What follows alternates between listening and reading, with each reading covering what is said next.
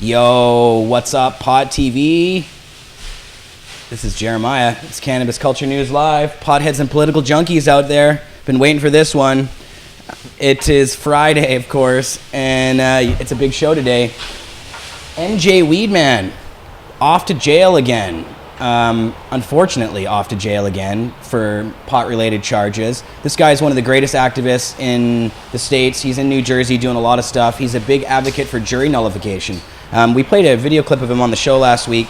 He will be interviewed on the show today. I got a chance to talk to him earlier today before they took him off to prison. We were the last ones to talk to him, so it was basically he hung up with me and went right to jail. So we're going to throw that one down for you. Uh-oh. How's that sound going? There's some background noise, but adjusting the levels. Is it? This is the good mic, right? Didn't we get rid of the bad one? Okay. Oh yeah, there's some street volume because we have all of our windows here open. It's kind of warm in here. And yeah, Marius, you just watch the gain. Maybe it's too loud or whatever. We've been trying to keep that gain down for you guys so you don't get any background now. Rip says it's okay. He's the sound guy. If there's any problem there, Rip, let us know.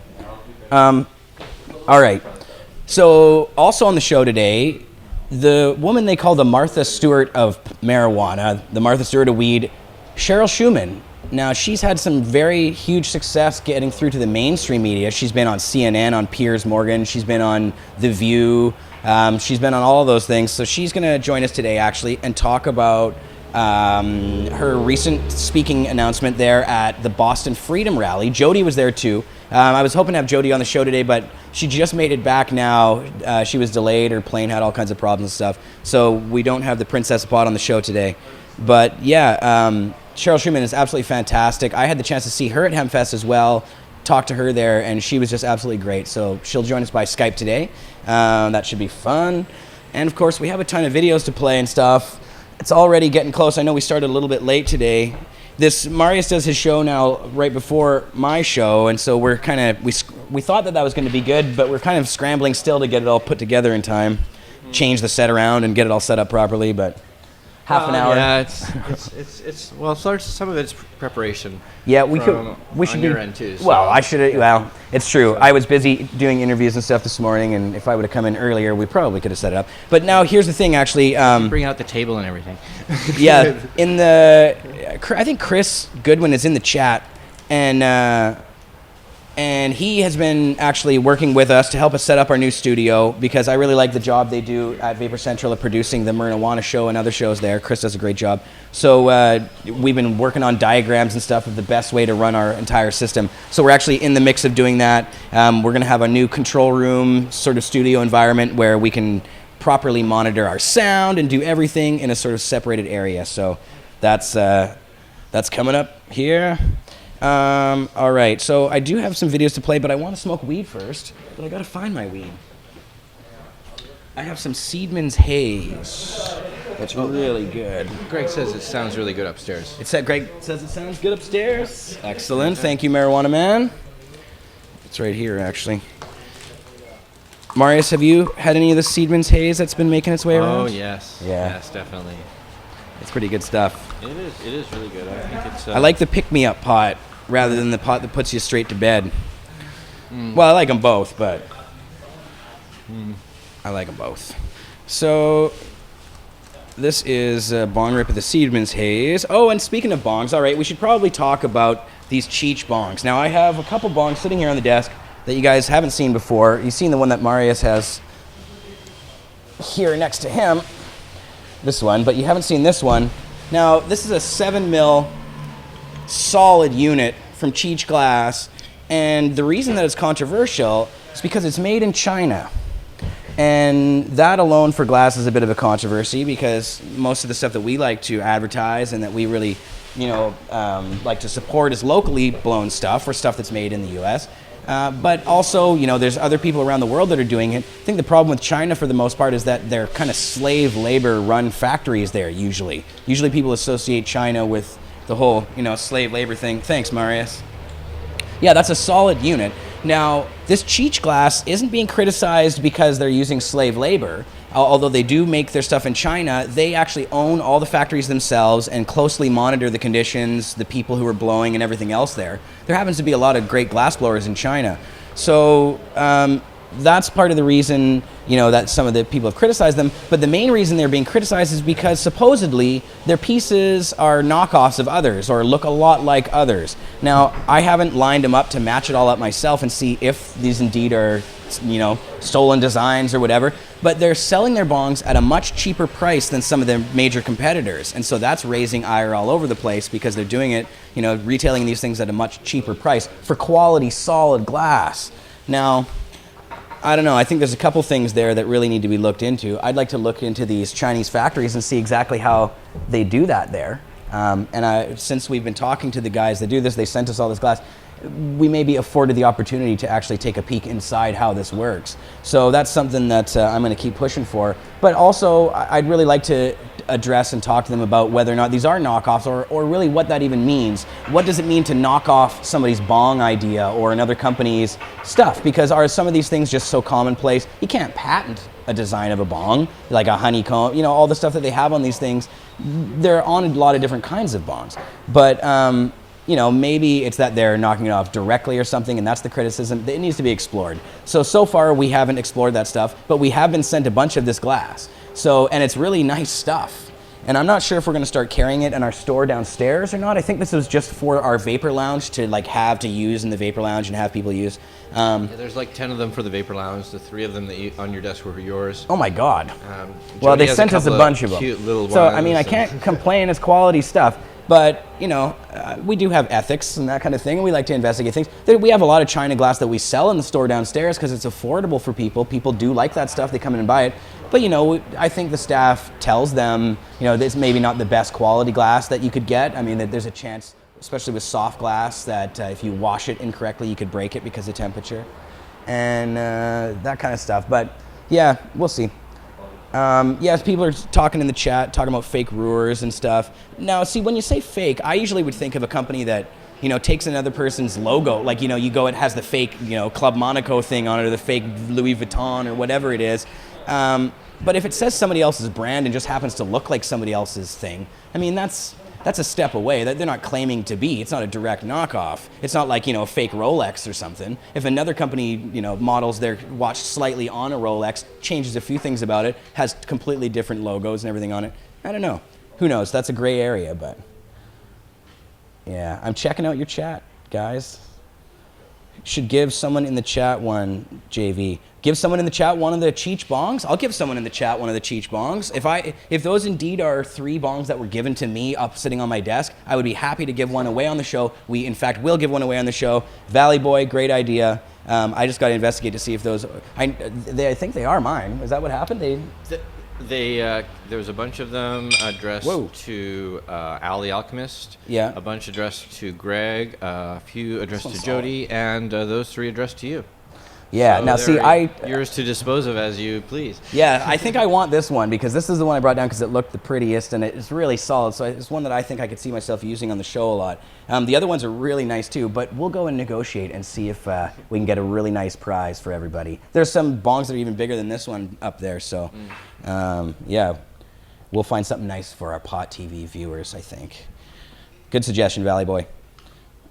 What's the price on that one? Now, that's a good question. Do we know, Marius, any of the prices of these items? Now, when the Cheech guys were here before, we asked them about the prices, but they didn't want to give any specifics because they sell them to bong dealers only. They do not retail them online themselves. So, I think when you'd have to go to the stores themselves to find out how much the stores charge for them. It might be some sort of a secret if they have deals worked out with who and what for what, so on and so forth. But they're affordable though, like really affordable. Like this bong would be in the $100 to $200 range for sure, I would think, which is, that's pretty cheap for a 7 mil, like a solid ass unit like this. This thing is a heavy bong. It's beautiful. So. Yes, somebody said Haas sells that beaker for $150-ish. Looks 100% the same. Same factory probably. Well, somebody upstairs was saying that Haas and Cheech are related in some ways. Have you heard about this, Marius? That's total speculation. I have not heard. No, that was just somebody mentioned that. I don't think they are either because why wouldn't they mention Haas if when they were here? I doubt it. But yeah, maybe they just, maybe is Haas pretty affordable too? Do you know much about that company? No, I'm not really a big Glass person. Big bong guy. Well, you know what we'll do? We'll bring the experts up here. We'll have people from the CCHQ store downstairs, our glass dealers, come up and tell us all about it on the next show if we can get them. Hopefully we can convince like Tiffany or somebody, one of the managers, to come up, but that's always very difficult. So I like giving them a hard time. We'll just tell her that we're not filming. Yeah, exactly. And then she'll give you the whole lowdown. Works every time. Just a little camera shot. It's just about 4:20. Yeah, 4:19.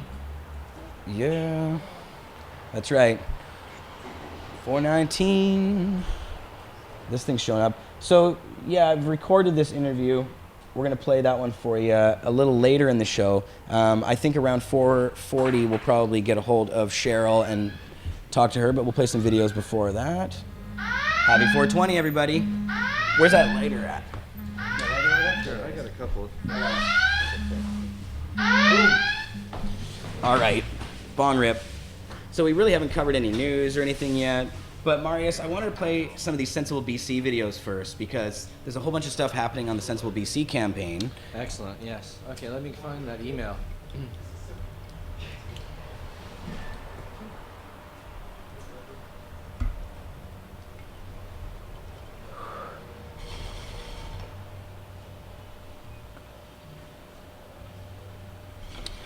E. Goodwin said that That's a few years ago, well, it could be Ed Word. I mean, I didn't know. I don't think it's Ed. No, I knew it was Ed. A few years ago, Haas had the same complaints as Cheech Glass is getting.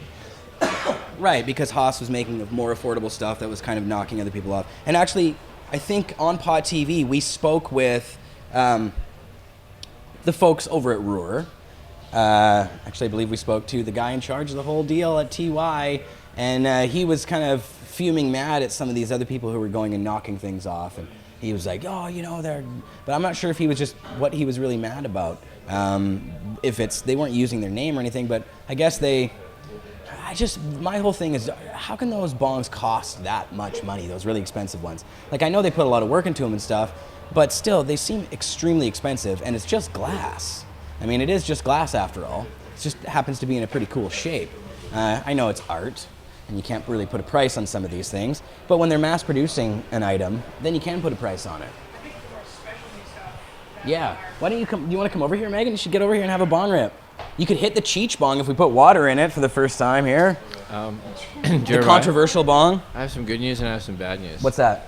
Well, the bad news is that neither of the Sensible BC videos are playing. Oh, they won't work on that. The good news is that there's no more bad news. Yeah, that's I that. don't know why. It's CTV videos. We can't, for some reason, play off the CTV website. Do you want me to put water in them? That would be fantastic. Maybe it's only when we're running Procaster. Well, you know what we can do is we can just download those ones straight from their website, and put them we'll on put YouTube, them on. and then we can watch them. Getting a text here. Okay, so I guess Sensible BC we're not going to play right now. We can extract that and do that afterwards. But play, okay, we have other ones, Marius. I have a whole list of videos there. For sure. For sheezy. And speaking of for sheezy, let's play the Snoop Dogg video because this is pretty significant around these parts. We're pretty happy about this. Pretty cool to see this video. Snoop Dogg, who I guess was working with Reddit, the big website, and there's a under Reddit where they post all the marijuana news is called Our Trees. That's the trees category. And they had an awards ceremony called the Munchie Awards, which I guess Snoop was the one handing out. He was giving away the Munchie Awards. They put him up to it, and he actually had an award to hand out to one of our friends. So some of you have probably seen this already. Let's check it out, Marius. You got it. Snoop Dogg, Munchie Awards, Our Trees. Oh yeah. Nice. I'll load it up for you.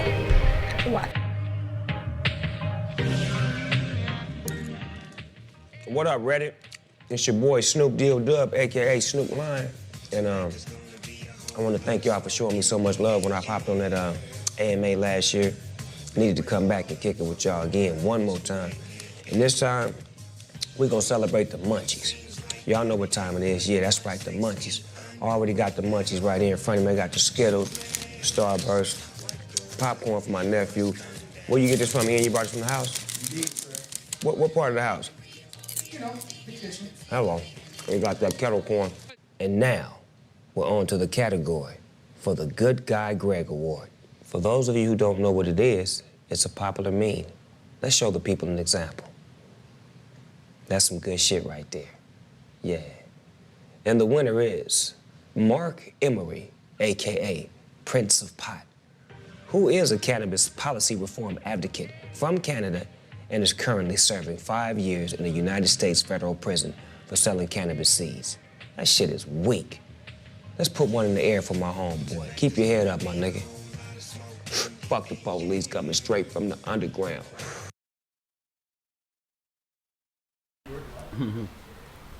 All right. I'm just eating melted chocolate.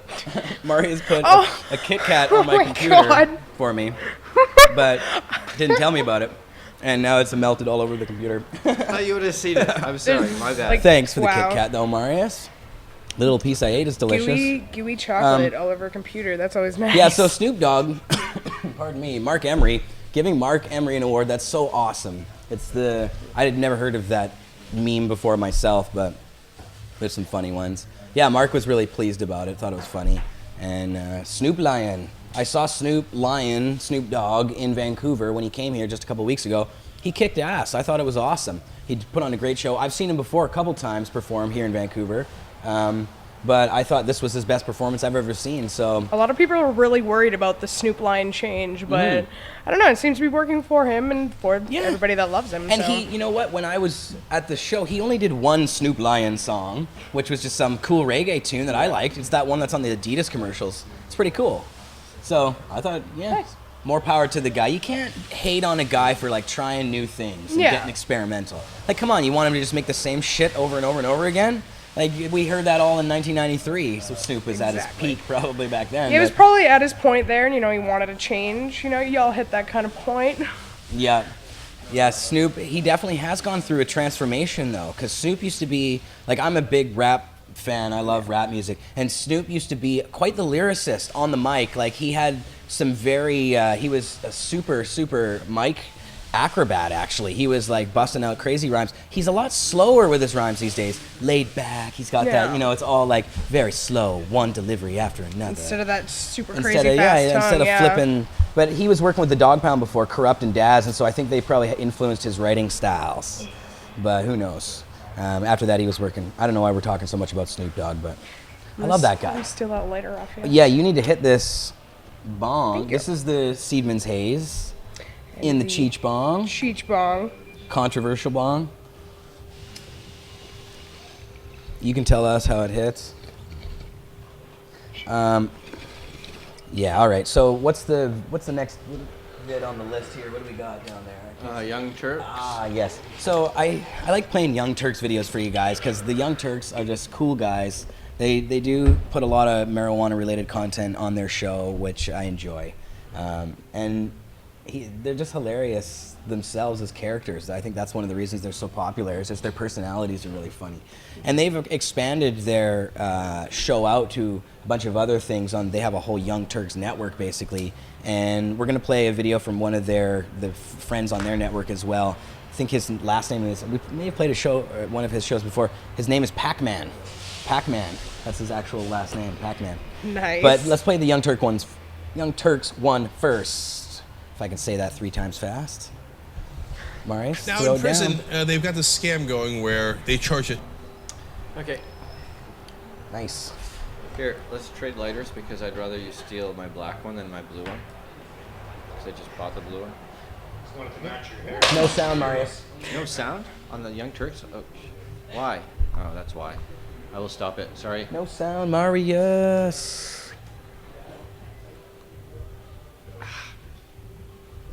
Whoops. Now in prison, they've got this scam going where now you got they sound. charge a ton of money for phone calls that you make out of prison.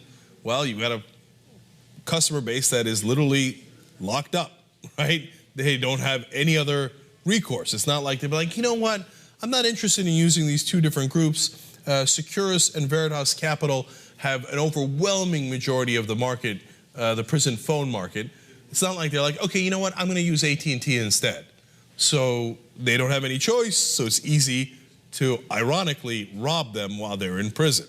Now, to give you a sense of how bad it can be, there's been cases that have been brought to the FCC that, for example, where a 15-minute call costs $17.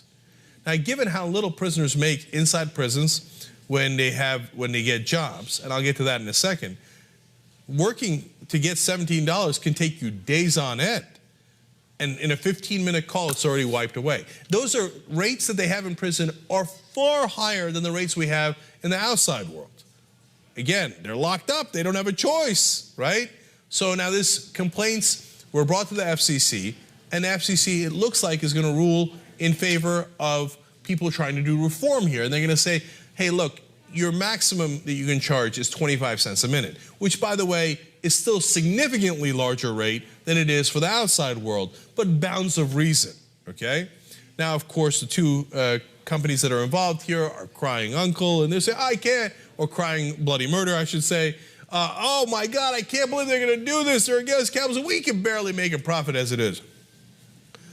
Now, they don't even say that because their profit is overwhelming, and so is their revenue. For example, Veritas Capital was part of Goldman Sachs. Goldman Sachs sold it recently after holding it for a couple of years, and when they sold it in 2011, their gain was only 325%. So I believe they made a healthy profit off of that. Now, a different private equity company owns that. Goldman Sachs is more investment banking. Securus was also sold. That's the other major player here. They apparently have plenty of revenue because they were sold for $640 million. Now, Peter Wagner, who's with the Prison Policy Initiative, points out the main problem here. He says, I can't think of a business that I use regularly that charges me a fee to take my money. Now, let me pause here to explain that part of it. Because not only do they charge unbelievable rates for the phone calls, but they then say, if your family members are going to put money into your account, every time they put money in, I'm going to charge them either $8 or $10. No, but wait a minute, I'm putting money into the account, which you're going to take. That's right, now give me $10 extra. So to go back to Peter's quote, he says, I can't think of a business that I use regularly that charges me a fee for taking my money. Generally, companies absorb those costs because they want my business. Because this industry has its customers locked in, pun intended, they don't have to worry as much about competition. Well, of course, they don't have to worry about competition at all. So now, I want to give you an example from a different story we did to give you a sense of how bad these phones inside the prisons are. Now, you remember we did the story of Stephanie George. This is a horrible injustice. She's got a life sentence because of 3 strikes. 2 of the strikes were for selling drugs for a grand total of $160. The 3rd strike, it appears that she was set up by her boyfriend for he stored some cocaine in her apartment and then blamed her for it when he got caught, okay? And since she didn't have anybody to turn in, she was the one left holding the hot potato, okay? Now, but that's not the part of the story I'm interested in. As a throwaway, in the middle of the New York Times article about it, they talked about how much it costs to make these phone calls, unrelated to this action at the FCC. Now, when she works in the prison, she gets paid 92 cents an hour. That's it, 92 cents, okay? Now, how much do they charge her for prison calls? 23 cents a minute. So apparently, they're among the more reasonable phone centers in that prison, right? Because the max is going to be 25 cents if the FCC gets its way. So for 1 hour of work, she just gets to make a 4-minute phone call. I mean, it's one thing to imprison them, but then you make them work for almost no money at all, 92 cents an hour. And then on top of that, if they want to call their family, she's got 3 kids at home. You charge them 23 cents a minute. I mean, what a scam. And by the way, part of the reason this scam is successful is because they cut the prisons in on some of the profits. They give them a small commission, and they get hooked on that money, and then they're like, now, you don't want to take that commission away, do you? In fact, you want to increase that commission, right? Let me charge them even more and more money. So yes, the FCC should definitely step in and regulate here. Obviously, these 2 companies will spend a tremendous amount of money, the private equity firms that hold them, to make sure that there is no reform here. Let's hope the FCC doesn't listen to them. As I say it, I think, oh boy. But so far, they're headed in the right direction. This desperately needs reform. You're back. You know, it's not really 61 pages. It's more like 35 pages. of David notes. Malmo Levine just popped in. You made the popping noise before, but they missed that, I think. Just No, it was popped on. in. There you go. Hi, David. What's Hey. going on? Nothing much. I just thought I'd come and say hi, H-I-G-H. Hi, yes, I am. Yes, good. Way to represent. And I assume you are too. Always, always hi. Always hi. Yeah. And what's new in the Malmo Levine-verse? Just trudging along, working on Amsterdam comics with Bob High, Right. getting about a page or two done every week. Now, we're supposed to bring this to Cannabis Culture magazine, aren't And we will, and we will. .com? You just stay tuned, folks, and the world's greatest comic book will be online That's quite a before claim. you know it. Well, I like comics about history, and I like comics about drugs, and I like comics about Amsterdam, and this has all of that. Right. And I like comics by Bob High. He's one of my favorite cartoonists of all time. It's not just about Amsterdam, though, is it? No, it's about, cannabis history and, about cannabis itself. There'll be, little bits of vignettes from cannabis lore from Bob High in there too. But mostly the history of Amsterdam. A lot of the history of this block, what happened in the 90s. The stories of the pitched battles between the potheads and the police that not everyone knows about, but everyone right. should know about.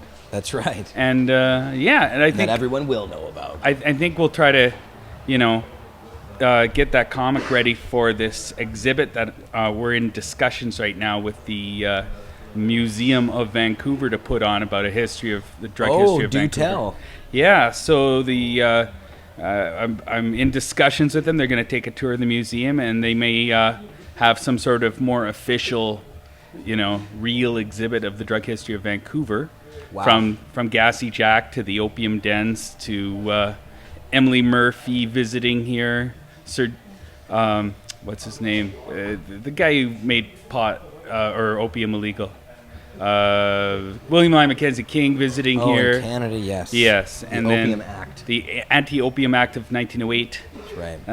Then Yeah, he wasn't a very friendly. He was a big racist, is what he was. They were racist. Those who started the drug war were partially taking advantage of the fact that good white people did not do these drugs. And we could clean up the neighborhood, get rid of the unwanteds. Right. And they were worried about young white women going off with these Racial savages. mixing and parental hysteria have followed not only the drug war, but all scapegoating throughout history. Right. So it's the same sort of If pattern. it wasn't drug users, it was witches, And communists and Jews. communists, Jews. Yes. Jews, yeah. Bad. They take your kids, and especially your daughters, and do nasty, nasty things to them. And sully your bloodlines. Right. Well, on a happier note, the Vancouver Museum. Yes, they want to expose all that racist history. Right. And teach people about the drugs they be doing. Well, that's very cool. And so, what will the final sort of project be then, or what is Well, the? there'll probably be 5 different sections of it, like the early Gassy Jack period, the opium dens, and the criminalization of the opium dens. Yeah. And then the 60s and the 70s with the, Cheech and Chong, Jimi Hendrix, the hippie scene, the Georgia Strait, the Gastown riot, that sort of thing. And then, what is it? What are we smoking? What is this? Marius? Seedman's Haze, I believe. More of the Seedman's Haze. Sativas! All right, well, I'll be really high now. So yeah, and then the time period at which the Mark Emery Revolution commenced, and the modern day, the today of it all, the rallies and so forth, the marijuana farmers market that we have here twice a year in Vancouver at a Pretty minimum. amazing little thing itself there. Yeah, we're making history. We're baking history. Bacon history. We are, we're making it every time we come up with a new idea. Are you excited about Sensible BC, David? I'm super excited about Sensible BC. I intend on hitting the streets far more often in the next few weeks. I'm just getting kind of rid of some personal chores that need doing. And then I'm going to try to... I heard in an interview, Dana said that if each of his 1,700 signature gatherers gets 5 signatures a day, they'll have more than enough signatures to make this happen. I want to get at least 10 a day. I want to try to double that so that if I can cover for someone who I'm so good. All right. But who was a little bit under the 5 a day thing, just to make sure that it's like, so that's my goal. 10. Because I mean, 5 a day is still a lot. 5 a day is a lot. 5 a day is enough. Yeah. If everybody who says they're going to gather signatures gathers 5 a day, we're fine. But I'm going to try to get 10 a day, so I'm not only pulling my weight, but someone who maybe couldn't fulfill their obligations these days. Yeah, you know, sorry, just it's all teasing, good. yeah. I never get cold anymore. I've walrused up. I've got insulation. I save on heating, really, is what I do. And yeah, it's still freezing in the museum, though. in the apocalypse, I'll last longer than you thin people. Well, David, so people can find out more about everything that you do at the herbmuseum.ca. Herbmuseum.ca. Herbmuseum.ca, exactly. And check out... also, here's a concept I want to promote a little more. We made this really wicked website for a medical marijuana dispensary that I have been unable, despite my best efforts, to open up. It's called stressedanddepressed.ca/DEV. It's moving forward. Well, no, I just want to promote the website because the website's awesome. It has pictures of all the medicine bottles that had just cannabis in them, and the bottles specified they were used as a relaxant, a sedative, or an antidepressant for melancholia, as they called it back then. Melancholia. And so this is evidence that major pharmaceutical companies understood that cannabis was the best, relaxant and antidepressant. And this basically is proof that all marijuana use is medicinal because it can be used as a preventive herbal medicine. And so then we gathered up all the evidence of that, not just on medicine bottles, but in all the medical textbooks, all the pharmacopoeias, all the medical indexes, and anything any book a doctor would use. We gathered up all the evidence that cannabis is the best stimulant, relaxant, euphoric, antidepressant, and sedative. And we put them together in 2 booklets, one as a relaxant evidence and one as the antidepressant evidence. And we put it online so you can download it, and it has beautiful color photographs. It's meant to convince any doctor in the world that any person in the world should have a doctor's note. That was its design. So you should check this out too at stressedanddepressed.ca/DEV for development. If they just go to Stressed and Depressed. Stressedanddepressed.ca. It's not good enough to go to stressedanddepressed.ca. You have to type in the //DEV to get to the booklets, and then you can check out all the work we've done on that project so far. And if any millionaires are out there who want to open up a righteous, get everybody in Canada a doctor's note medical marijuana dispensary. Watch this show. Well, yeah, I know. And if the one or two feeling like they want to do something fun with their money, I promise you a wicked roller coaster ride of a time when we open up and say in public to all the newspapers and the news cameras that we're going to get everybody in Canada a doctor's note. See if the powers that be like that. They probably won't. No, but that's one of the great joys in life. What we're here for. Yeah, that's right. Is to do the things that our rulers don't want us to do. That's the core of activism. Because it's not leaders we have a problem with, it's rulers. That's right. Leaders we want more of. Rulers we want none of. We don't want people telling other people how to live and what to do because they say, I said so, or because I'm elected, or because I'm in control, or because I got big guns, or because God told me to do it, or all the other reasons, because I have more money. That's right. All those silly reasons why people are tripping, as in power tripping. All those are just excuses. Everybody is a king and queen of their own lives, and we should all determine our diet and our medicine. That's a given. And to basically leave harmless people alone. And the way to have that be the main way people do things on planet Earth is to end the drug war and then end all scapegoating by pointing to the drug war and say, see how stupid that was? Let's not do that again with anyone else either. It's coming one of these days. Yeah, I got a dream. I've got a pipe dream. It's because but I'm not the only one with a pipe dream. It's because of people like you, David Malma-Levine, anarchist, marijuana superhero. And people like you, Jeremiah Vandermeer, editors supreme and purveyors of radical dissident information. Well, we make a good team then, David. That's right. We got superpowers. Right. We're the super pothead powered people. All right, brother. Okay, well, nice chat with you. And you're quite welcome to hang out. I could offer you a bong rip. I got people to see, places got to go. I got people in high places. hands to kiss and high babies people in to places. shake. You know how it is, being a mover and a shaker. You gotta watch those baby shaking things. I know. I And can't shake them too hard. You don't want to dangle them. Baby No. dangling is bad. No, you don't want to swing around on one arm. You just want to, burp them a little bit. Make sure everything's going according to plan. I don't know how we got on that one, but okay, David. Yes. Love you, brother. Yes, We're gonna play thanks another for having video me. here. I think we're gonna play a video about Alaska, David. Who might? Yeah, Alaska might be. I'll ask you about that video. You'll ask me about it.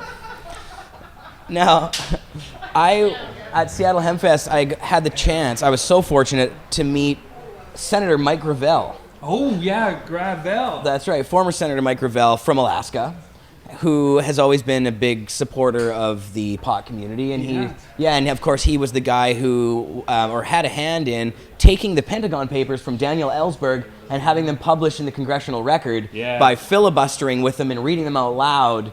It's awesome. Yeah, and so What a badass. he is pretty dope. But I'm impressed to see that Alaska is coming along. They may be one of the next ones to actually legalize pot. Sure. Well, they were one of the first ones to legalize pot. They had a privacy clause in their constitution. I don't know if they can hear you so well. Oh, yeah. Alaska had a privacy clause in their constitution, which basically said your home is your castle, and people were just instructed to ignore a certain number of plants. Right. And that happened in 1975, I think, and it lasted a few years till, like, George Herbert Walker Bush got rid of it. Said, you're not going to get any highway funds if you keep up that radical flower thing you got going on there. It's not prudent. He was just jealous because he wasn't bringing it in. I think so, man. I think that guy's the world's biggest drug dealer, and he's going around like, I'm an ex-president. Give me respect. And what we should be doing is putting him on trial for a bunch of people's murders, including You heard it on Pot TV, George Bush Sr., world's biggest drug dealer. World's biggest thug, too, because I think he was the second in command on the ground at the Kennedy assassination. Oh, now, yeah, wow. Yeah, well, I'm not all the way there That's another with article you. for another story. Yeah, I'm not all the way there on that one with you. I mean, I don't doubt it. We're but- going to deal with Fukushima first, then we're going to deal with George Bush next. Right. One thing at a time. One thing at a time. One disaster at a time. That's right, one fucking disaster at a time. I got it right. All right, David. Love you, brother. Yeah, Rib says, I bet he pulled the trigger. I wouldn't doubt it. Yeah, I for some reason the other night I was watching interviews, like old school interviews with politicians and stuff, and I was watching Prescott Bush interviews. And man, he's a creepy Texan, or putting on the act of a Texan, because he might have some like German ties or something. That's what Al the Alchemist thinks, that he was a closet Nazi. But well, there's a lot of evidence that shows they were definitely supporting the Nazis. But yeah, I fell asleep to Prescott Bush and I had weird nightmares. So don't do that. Don't listen to before bed really evil politicians, because you'll wake up screaming. Yeah, so the next video is about Alaska. That's before we got off on the Bush tangent. Alaska and legalization coming soon, hopefully. Let's check this out. This is Pac-Man. I love Pac-Man. Alaska could be the next state to legalize marijuana. There's an article in Raw Story which says that the supporters of legalization are hoping Alaska will follow the example set by Colorado and Washington State. Timothy Hinterberger told the Anchorage Daily News that his ballot initiative to legalize the recreational use of marijuana in Alaska has about half the 30,000 signatures that they need by December 1st to qualify for the primary ballot next year. Hinterberger added, in a free society, prohibition of popular substances is just bad public policy. If approved, the measure would allow those who are 21 and older to use and possess up to 1 ounce of marijuana for recreational use. Medical marijuana has been legal in Alaska since 1998. The initiative, Lewis, is very similar to the ones that passed in Colorado and Washington State, and I think that this is absolutely excellent. Now, here's the really interesting thing surrounding this story. In response to this news out of Alaska, the Marijuana Policy Project said that Alaska is one of 10 states that they expect will legalize marijuana by 2017. Think about that, Lewis. 2017. If we have 10 states with legalized marijuana and maybe 10 more in addition to the ones we already have legalizing marriage equality, that will be a radically different social cultural situation in this country than 5 years ago today. So in other words, from 2008 to 2017, an almost 20-year period, that will be just a drastic change in spite of all of the right-wing religious influence on this country. Right. It is happening very quickly. But then sometimes I think about it and I think, well, perhaps it is sort of a snowball effect where once it happens in certain states, people kind of wake up and smell the coffee in these other states. Yeah, oftentimes there's a hesitation to be the first to do something, but then once you're just kind of adding one more onto what it already seems to be established momentum, then there seem to be less barriers or less hesitation. This is a good thing. You know we're going to continue following this as we have. Very, very positive news out of Alaska. All right, so we're back. And yeah, that was the Alaska thing. That's interesting. Maybe Alaska might be the next ones to legalize. There's going to be, I think, a lot of initiatives because Eric Holder and Team Obama have now said that they're going to leave Washington and Colorado for the most part alone. We'll see if they actually leave them alone, but at least they've said that they're going to leave them alone. So right, places like Oregon, other places, there's probably going to be a bunch of drives all over the place. And now that there's the actual chance of some real reform happening, I think some of the big money donors might be more encouraged to actually move forward with some of these things. But right now, on the line, we have who they call the Martha Stewart of marijuana, Cheryl Shuman. Cheryl, are you there? I'm here, and Stella actually got dressed up for you guys. Look at her little red bow to match my jacket, just to say hi to you. Oh, that is so cute. Oh my God, she's adorable. This is Stella. That's Stella? That's Stella. She's my little surface dog. Oh, very cute. Here, I'm going to move the bong right out of your face where it was there. And that's good here. All right. So yeah, we can see you and we should be able to hear you okay. Hopefully we'll let the chatters will let us know if the sound is giving them any problems. But Cheryl, it's good to have you here. This is actually the first time you've been on my show. I haven't had you on the show before, so I'm excited.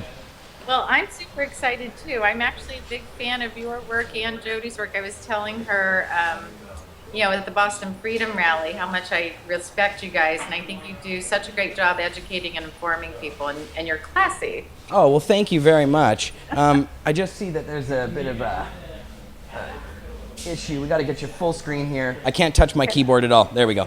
But yeah, well, and speaking of classy, my goodness, I mean, we're talking to the person who has managed to really move our movement forward in the mainstream more than anybody else. I mean, I don't think that it's unparalleled, Cheryl, how you've managed. I mean, you've been on CNN, on Piers Morgan, you've been on The View, you've been on all of the mainstream news shows and stuff. How have you done this? I mean, you've managed to really break through. Well, you want to know, here's what's funny. As I was saying, I won the Activist of the Year award at Seattle Hemp Fest, which caught me really off guard because, I'm really an outsider, Jeremiah. I'm an outsider. I'm a mom. I'm a mom that worked in the corporate world, and I'm about as mainstream as it can get. I'm not a stoner per se, but when I got sick, everything changed. And that's when I realized not only were there a lot of healing benefits of cannabis, but there are also business and industries evolved from the cannabis industry. And then I have a lot of my friends in the entertainment industry that use cannabis responsibly as adults. And for me personally, I just feel from an overall wellness capacity, it just really works for me. And I feel like I'm a kinder, gentler person because of it. And what was interesting when I first came into the industry per se, because I am different, I am kind of an odd duck, so to speak, and I didn't fit in. I was really shunned by a lot of the community, with people saying, who is this woman? Nobody knows her. Where did she come from? Right. And I'm a little odd. So then I just decided, you know what? Maybe I can't be an activist in the traditional sense of doing what other activists have done.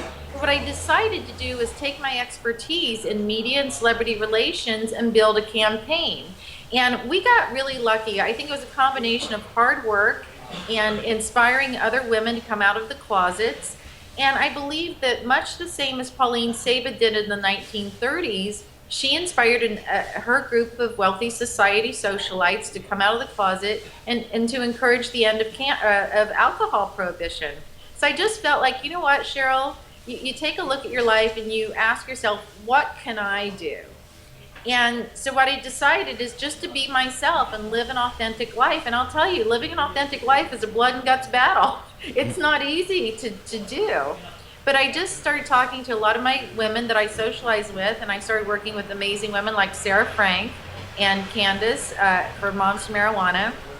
And I just felt that it was really, really important for society women to stand up and make a stand that, hey, as a society person, a corporate woman, and a professional, I use cannabis too. It's great. It works for me. I've been able to build a business with my daughter out of it. And I think people all across America and Canada and internationally really need to take a look at that and say, wow.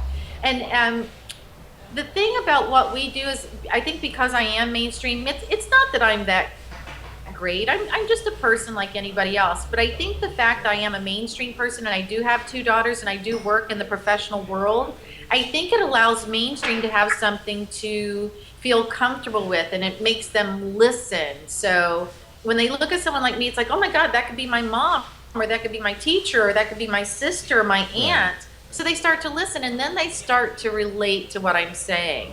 Right. And when they start realizing how stupid a lot of this craziness is, they start listening, and then we start changing minds. No, it's true. I mean, because, I mean, a lot of times people seem to be threatened in a way by the pot community, or there's a stigma that goes along with it. Of course, you know, and the news organizations always like to quickly play the clips of Cheech and Chong and sort of downplay things, you know, make fun of it. But when they have you on there, there's nothing to make fun of. You're a completely professional person, so there's not that, you know, it kind of declaws them in a way, I think. And it's so great to see you making it through to these places. Well, thank you so much for saying that. You know, one of the other things too is I think it really is a lack of education. And what you just said is so right on. I mean, I remember specifically going on The View, and Barbara Walters herself was sitting there, and she looked over as they were walking us in, and she was like, these are the pot moms? Like, it totally threw her off. And the fact that they weren't educated when she started, you know, bringing up comments like, you know, smoking cannabis is dangerous and can cause cancer. And that's when I say, actually, Barbara, I had cancer and I vaporized cannabis and I used it as an edible. And when you hit them time and time again and you can shoot them down with their inaccuracies, you're left with a wide open platform where people are like, hey, oh my gosh, she just put Barbara Walters in her place in a classy way, but in an educated way. And I think because we don't look like the quote unquote stereotypes, I think it also throws these mainstream people out, because when we come out and we're not in dreads and we're not in tie-dyes, they don't know how to react. It's like, whoa, what just happened here? And I love it. I think it's a kick. No kidding. Well, and I mean, you're getting a response. I mean, there's endless photos of you with all kinds of celebrities and all kinds of people all over the place and stuff. So the reaction is huge. And it's great to see. Like, I got to see you at HempFest this year. That's one of the first times that we've really hung out. And you were just at the Boston Freedom Rally. So I wanted to ask you about that. You've been going to a few of these places. How was the rally in Boston? Well, it was great. You know, I love the Seattle Hemp Fest. I want to give a shout out to Vivian and to John and all the team up there. I mean, Seattle Hemp Fest is just great, and I love going, and I've been going for many years. This was my first time at the Boston Hemp Fest, and I have to say, you know, I don't know if you saw, my daughter was in the hospital and had an emergency appendectomy, so I was alone. But when I got there, I have to say, one of the very first people that I saw was Miss Jody Emery herself. So I saw her and I'm like, oh my God, I'm so happy you're here, because I was afraid I was going to be alone and not know anyone. So what was really great is, even though it was in Boston, I was able to reunite with a lot of really amazing activists from all over the world who were gathered there. So that was the first thing that I absolutely loved. The second thing was they were incredibly organized. The booths were full. There were people there. One of the things that I really loved is that, you know, for speakers, one of the difficult things is sometimes you're speaking to an empty field or an empty hall. This place was packed, and it was just wall-to-wall enthusiasm.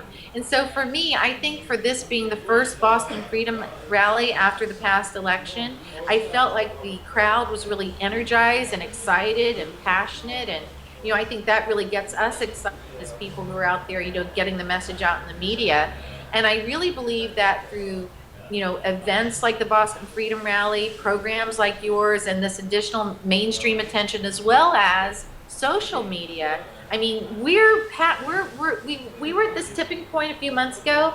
Now we're like this, and it's going to keep going. And, you know, in the immortal words of Charlie Sheen, we are winning. No kidding. No, there's definitely a lot of positive things happening everywhere. This thing, they're saying our bongs are making things out of focus. I think they're okay. We have there's chatters that are saying hi too. We have a Medigrow VT says, "Hi Cheryl, it was nice to meet you in Boston." So somebody there. Yes, hey, so nice to see you guys. I love the Boston people. You know, my daughter went to college there, and my ex-husband grew up in Natick, just outside of Boston. So. Oh yeah. Oh, very cool. Now, yeah, we were talking about HempFest there, and this year at HempFest, have you been to HempFest before? Is this your first year there? Or? No, I've been going to HempFest now for 6 years. Oh, yeah, that's right. You know what? And I just don't think that you and I had bumped into each other a lot the other years when we were there. Yeah. But, yeah, you've been going there for 6 years, so you would have a very good idea about this. Do you think that this year it was a little bit less busy, or do you think it was about the same? There was a lot of people that were thinking that maybe the legalization in Washington might have had an effect in the kind of opposite way there, where it might, you know, people might feel like they're more comfortable and they don't really need to go to a big, huge, massive event anymore. I'm not really sure if that was true. It was just a little different this year, but on the first couple days, I kind of felt like maybe that was true.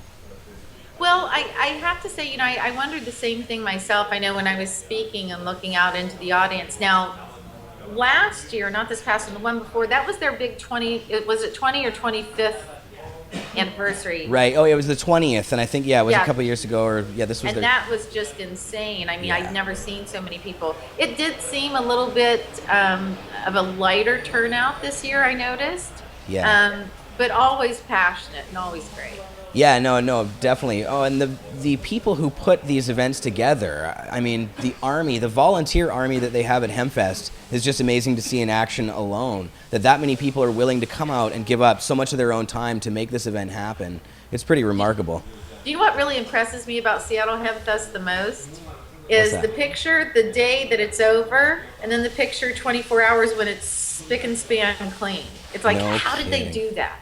Oh man, I know, and they work so hard on that. I talk to Vivian usually. We have him on the show after it happens, so the week afterwards, when he's just finished doing the big cleanup. And he's always so exhausted, but he still manages to come onto the show. And yeah, they really get it together, and they're under a lot of pressure there because they have the city of Seattle cracking down on them for every little, you know, chip on the paint of anything. And this year, Vivian, we saw him in action actually because somebody had put up a bunch of boxes, taped them all up on their new overpass that they made there. And when Vivian took the box down, a whole bunch of paint came off, and he's like, "Oh, the city's going to hit us for that one." So he knew that, there, you know, just all these little things, every little bit of wear and tear they hear about. So got to give it to these guys. Pretty amazing stuff. Yeah. I love them. I mean, one of the things, you know, I'm really excited. I think you see me. I'm always there with my little video camera, making sure I get video of everything. You know, I've been down here in Los Angeles, and I've been working with William Morris Endeavor, the talent agency here in Los Angeles or Beverly Hills, and so many producers have come to us. And you know what's interesting is Hollywood has this preconceived notion of who we are as people, who we are as a community, what we're like, what we sound like, talk like, etc. And it's so funny because I had like 4 different production companies approach me about these formulas that they had. You know, one was Pot Cops, where basically they wanted me to play a narc and narc out all of the bad growers, which didn't appeal to me at all. No kidding. Then another one wanted me to do a show with hot chicks in a mansion smoking pot all day. You know, great concept for guys, I guess, but not really productive, I felt, as a general rule. But one Right. of the things I've told them time and time again is, hey guys, all you have to do is watch my videos and you'll see the real people who are really involved in this movement. You're going to watch history being made. And I think they're starting to get it now, because when I talk to producers in the new meetings, they're like, oh my God, Cheryl, we saw your thing at Seattle Hemp Fest. We saw your stuff at Boston Freedom Rally. And they just love it. And they're like, oh my God, this person is so cool. And that person is so cool. And that's what I was telling Jody, you know, there aren't a lot of really classy women in this movement. And I love the women. It's all good. But what I really like about Jody is she's always impeccably dressed. She's always very articulate. She always looks beautiful, sounds beautiful. She's compassionate. She's intelligent. And I have to tell you guys, I just really have tremendous respect for what you do up there. Oh, well, that's so nice to hear. And I mean, Jody does such an amazing job constantly. She really is amazing. It's crazy to see her in action, because she just goes, like, she doesn't plan out any of her speeches or anything like that. She just grabs the mic and goes up there, and these amazing things come out of her. And she's getting, actually, it's great because she's getting recognition here in British Columbia for it now. They've now made her a panelist on our local 24-hour news station. So every 2 weeks she's has her own segment with a couple other people, just giving her opinion about a whole bunch of issues, not even just marijuana, but just. That's fantastic. Yeah, so that's very cool. But I mean, she's always in the media up here, which is really great because she is such a great messenger. I guess she learned quite well with Mark, because Mark himself is a fantastic orator, and he's going to be out pretty soon too. So it's going to be a dynamic duo, these two. It'll be interesting to see. Yeah, the prince and the princess of pot. That's right, yeah, and because I guess by July next year, Mark should be home, so that's what we have our fingers crossed. That's great. Yeah, absolutely. Great. Yeah, I'll bet everybody's really pumped. I was hoping to have Jody on the show today, so I could talk to both of you guys about the Boston Freedom Rally, because she was there too. But her flight was delayed, and she just got back this morning. Well, she stopped over in New York for a little, just to hang out there for a bit. But when she tried to get back here, she had ran into a bunch of problems. I guess there's like bad weather and flooding and crazy stuff happening all over the place. So. Oh, wow. Yeah. I got, you're going to be very pleased. I got the best video of her, several of her appearances on stage. She's magnetic. She's a very dynamic woman. And so I got all the video, and I got lots and lots of pictures, because she said that she didn't have anyone there with her. And I'm like, I got you, girl. yeah, usually I tag along with her to cover the video thing. That's fantastic. We will put those videos up, and we'll be putting more of your videos up, Cheryl, on Pot TV as we move forward too. It's just totally great to talk with you today. I wanted to ask you though about any sort of, what's the next big project you're working on? Is there anything coming up here that we want to? Well, yes, I just got word. We're filming with the BBC, but what's more importantly, and I couldn't talk about it until now, we filmed a segment with the Doctors Talk Show, which is going to air on the 27th of this month. So I'm very excited about that. My daughter and I and some of our friends, and Diane Goldstein with Leap, and some other very dynamic women. So I'm super excited about that. And then we have an offer in from a production company right now. I can't tell you who it is, but I can tell you it's really amazing, and we're really excited. Oh. And I'm also going to be on Fox Business News next week as well. Oh, and nice. then make sure, if anyone ever wants to find me, they can find me on CherylShuman.com or BeverlyHillsCannabisClub.com. And I'm personally inviting you and your listeners to my New Year's Eve party down here. Oh, and so tell us about the New Year's Eve party. Well, this is going to be the very first of what I hope will be many annual New Year's Eve parties, because no one really in the cannabis industry has a New Year's Eve party here. And New Year's Eve to me is like a huge evening of celebration, and celebrating the past year, all the new beginnings. And I just thought this is the year to start it. So we're going to be doing cannabis tastings and have a wonderful sit-down meal, and it's going to be just the people that I really love and respect in this movement. And they're all coming down here to Beverly Hills.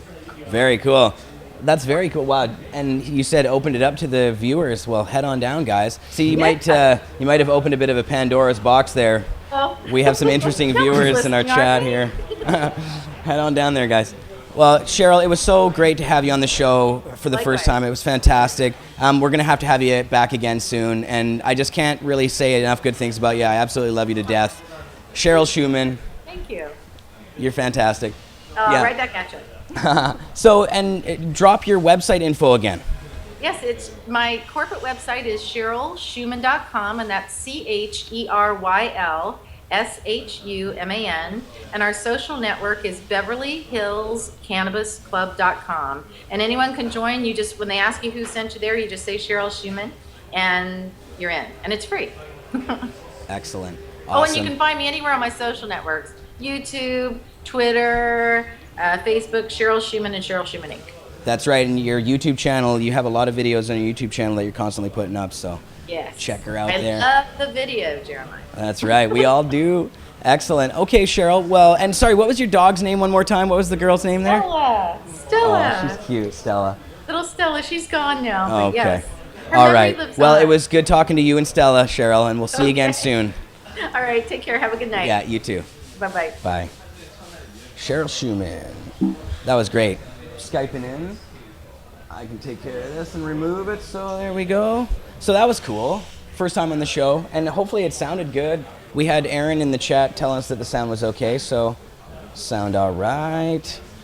Yeah, the levels I, seemed and appropriate. I didn't see that Aaron said, can you ask her when she's coming to Toronto? Well, when I talk to her after the show, I'll give her a shout, Aaron, and I will find out when she's heading up to Canada the next time, so. All right.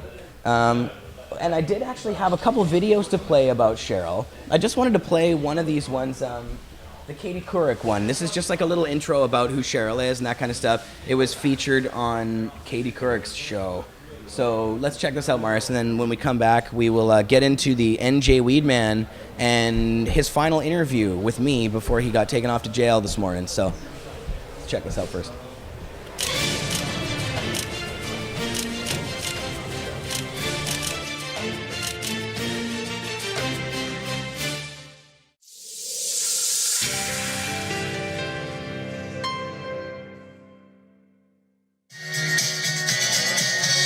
Today on Katie.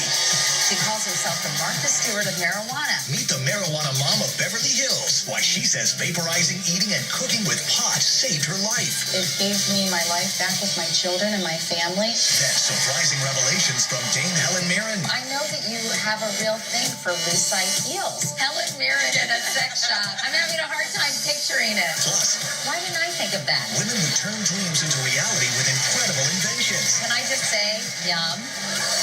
From Studio One in New York, it's Katie.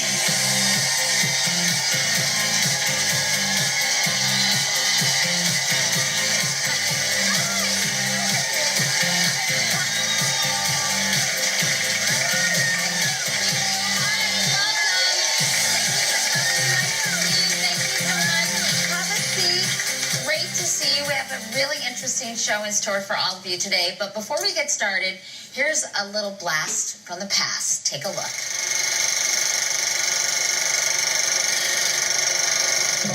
These high school boys and girls are having a hop at the local soda fountain. Innocently, they dance. Innocent of a new and deadly menace lurking behind closed doors. Marijuana, the burning weed with its roots in hell. Wow. Times have changed, right? Well, that was a trailer to the 1936 movie Reefer Madness, and we've gone from fighting the evil weed from hell to a place where marijuana is being used legally in many states and is poised to become a booming and legitimate industry. That's our headline story, and we begin with a California mom who's blazing a trail for the new high society. She calls herself the Martha Stewart of marijuana, and she says that's a good thing. Cannabis, Mary Jane, pot, weed. No matter what you call it, marijuana is becoming mainstream. From Showtime's hit series Weeds, about a suburban California mom who sells marijuana to support her family. Gentlemen, I sell marijuana. To real-life moms making headlines. Hot mom, the suburban soccer mother accused of running a multi-million-dollar marijuana operation. 48% of Americans say they've tried marijuana at some point in their lives. And the old stereotype of stoners is going up in smoke. Cheryl Shuman is proof that the face of those who partake and those who even sell the drug is changing. There are basically two kinds of cannabis, medical grade cannabis, sativas and indicas. She runs the Beverly Hills Cannabis Club, a multi-million-dollar business, and hosts regular parties at her home where she and other moms cook, eat, smoke, and vaporize with marijuana. We're having dinner. I like the little marijuana leaf.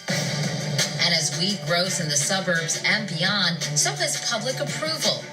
A recent poll found that more than half of Americans think marijuana should be legalized. With 18 states and Washington, D.C. already allowing pot for medicinal use, and Colorado and Washington clearing the way for adult recreational use, the drug that was once taboo may be coming to a store near you. So please welcome Cheryl Shuman and her daughter, Amy. Nice to see you both. Thanks for being here. This is so interesting. You've really, Cheryl, made a cottage industry out of cannabis, but it comes from your own experiences with marijuana. Tell me about when you started using marijuana and why. Sure. I was a corporate woman working in film and television, specializing in PR and product placement. And in 1996, I was going through a really bad divorce and a stressful time. And my psychiatrist had prescribed Prozac and Xanax and a number of pharmaceuticals. And then one day he looked at me and nothing else was working. And he looked at me and he said, Prop 215 just passed. It's legal. And lady, you need to smoke a joint. So really? He rolled one up for me and showed me how to do it because I had never even smoked a cigarette. I didn't drink. I'd never done drugs. And within 2 puffs, I was smiling and laughing for the first time, and I would rather have those side effects any day. Then fast forward to 2006, I was diagnosed with ovarian cancer, and I used cannabis as a last resort, and it saved my life. And in fact, I don't smoke cannabis. I vaporize cannabis. It's a healthier alternative. So you're a true believer. I mean, we don't want to give people false hope that marijuana can cure their cancer, but you feel it had an instrumental role in your recovery. Agreed. I would never be a person to go out there and claim this is a miracle cure, stop everything you're doing. I don't believe that. I believe that was a combination of different therapies, and it worked for me. Tell me how you turned from using marijuana to turning it into a multi-million-dollar business. How did that come about? Well, I juice the plant. I have cannabis juice every morning, which is actually a non-psychoactive way to use cannabis. It's specifically for tumor growth. And when I decided to use cannabis, I needed a lot of it. So we decided to do our own garden. So my daughter and I, we planned our garden. We planted our garden together right there with my tomatoes and zucchinis and everything else. And so we formed a legal collective because we wanted to do everything legal. And then with the extra that we had, when people found out that I was back in town from the entertainment industry, I started getting calls from all of my friends who are producers, actors, and so forth. And they said, oh my God, we heard you have cancer, but we also heard you have a marijuana garden. We want to be a part of it. So, more importantly, I guess, right? And so then it was strange. The day I got back, I got a call from a friend of mine who was the executive producer of Wilfred, and he said, I need your plants for a TV series that we're doing. And that's when I realized, hey, there's a huge opportunity for a business here. And Amy, how is it for you?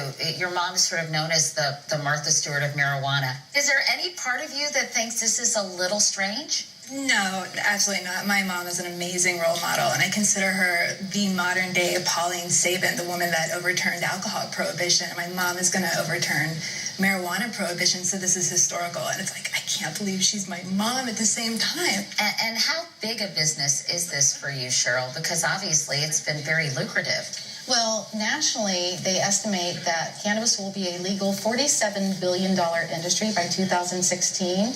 And for me personally, I make $500 an hour as an expert, but also we just raised $10 million to take the concept of the Beverly Hills Cannabis Club worldwide. Tell me, very excited. What is the Beverly Hills Cannabis Club? I mean, who are the members? What do you guys do? Obviously, I'm assuming you get together and enjoy marijuana. Yeah? Yes, we love marijuana. No, what happened, and we wanted to make sure that we had a legal garden. So when I had my legal garden, I give parties and I give my cannabis free to my friends, just like you do your tomatoes. But they are not using it for medicinal purposes, are they? In California, it's all medicinal. So these are only people who actually have doctors prescribing marijuana for their maladies, right? Exactly. So these aren't just people who want to come over and get stoned with you. No. We have a mom here, actually, Cheryl, who is an advocate. Georgia Edson is from Denver, Colorado, and the mother of an 8-year-old boy. And Georgia, you know, I know in Colorado marijuana is legal, as we heard, for recreational in addition to medicinal use. So how did you start using it?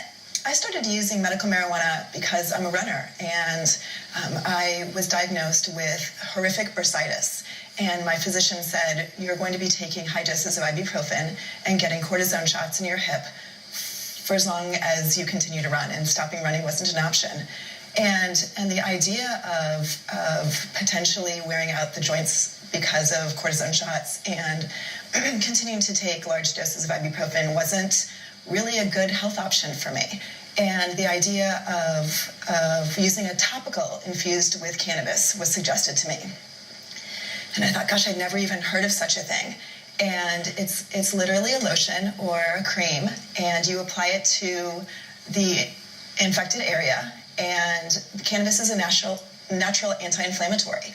And within 3 months of using only the cannabis-infused topical, I was able to run a half marathon. Well, I know that you believe that marijuana, as you've told us here today, has healing powers, but are you right? And what are the potential dangers of using marijuana? Dr. Sanjay Gupta is here. He'll answer those questions right after this.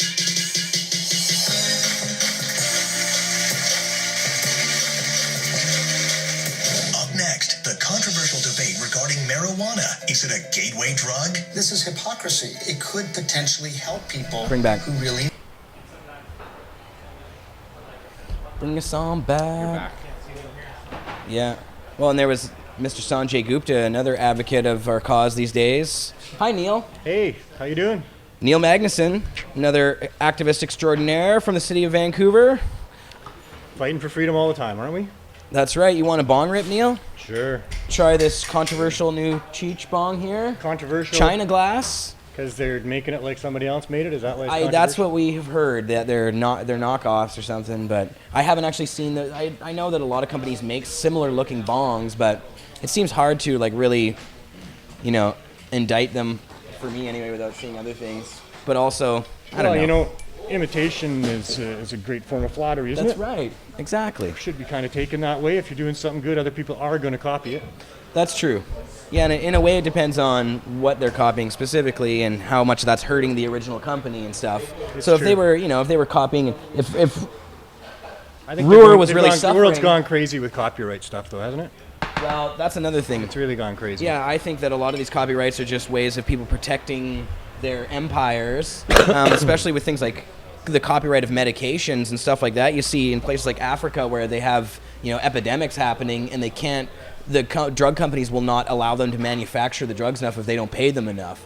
So, and the drugs are made at pennies for those drugs, right? It's just that they have these patents on them. I don't think it's right to hurt people, I mean, if you got something that's going to help people, then, put it out there. I mean, the wealth comes in knowing that you help people, in my opinion, but that's not everybody else's opinion, I found a bag of weed breezed across my desk here, so I'm not sure what we're smoking, but...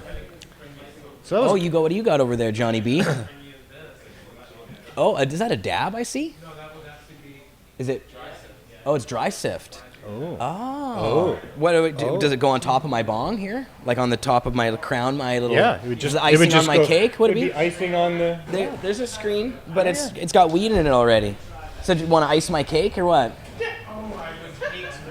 You don't want to waste the flavor of the beautiful... Oh, all right. Well, this thing's got a built-in... Part of these Cheech bowls is they have a built-in glass filter or screen in there.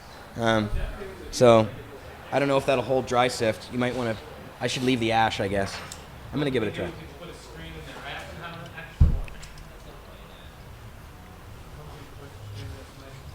It does work, that bong. I'll say. Yeah, it's pretty solid. So that was awesome, that last segment there with Cheryl Shuman. And thanks, Neil. Oh, man, and all that stuff going on down south of the border there, that's really cool, too. Cheryl is a great guest. I was so pleased to actually have her on the show. Yeah, there's a screen.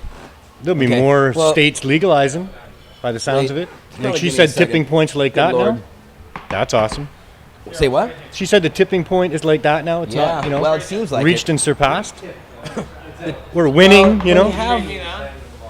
Yeah, well, meanwhile, back in Canada. Okay. Aha. Something new just walked in. Right. And here, I don't know, I can't show the camera off too well, but maybe somebody else over here can reach. I don't know. There's Pete 2.0. Show that off to the cam there, buddy. Thanks, man. That's our new Cannabis Culture Medtainer. Woo! And there's a Pot TV one too, isn't there? Yes. Nice. I'll hold that for you. Wow, that bong rip has me sweating. Look at that, eh? That Pot nice? TV, wow. See, and this is a product that I can get behind. And you are, in fact, behind it. I'm actually right behind it. Yeah. I don't know so much about the Cheech glass, but I love those Medtainers, and I really do.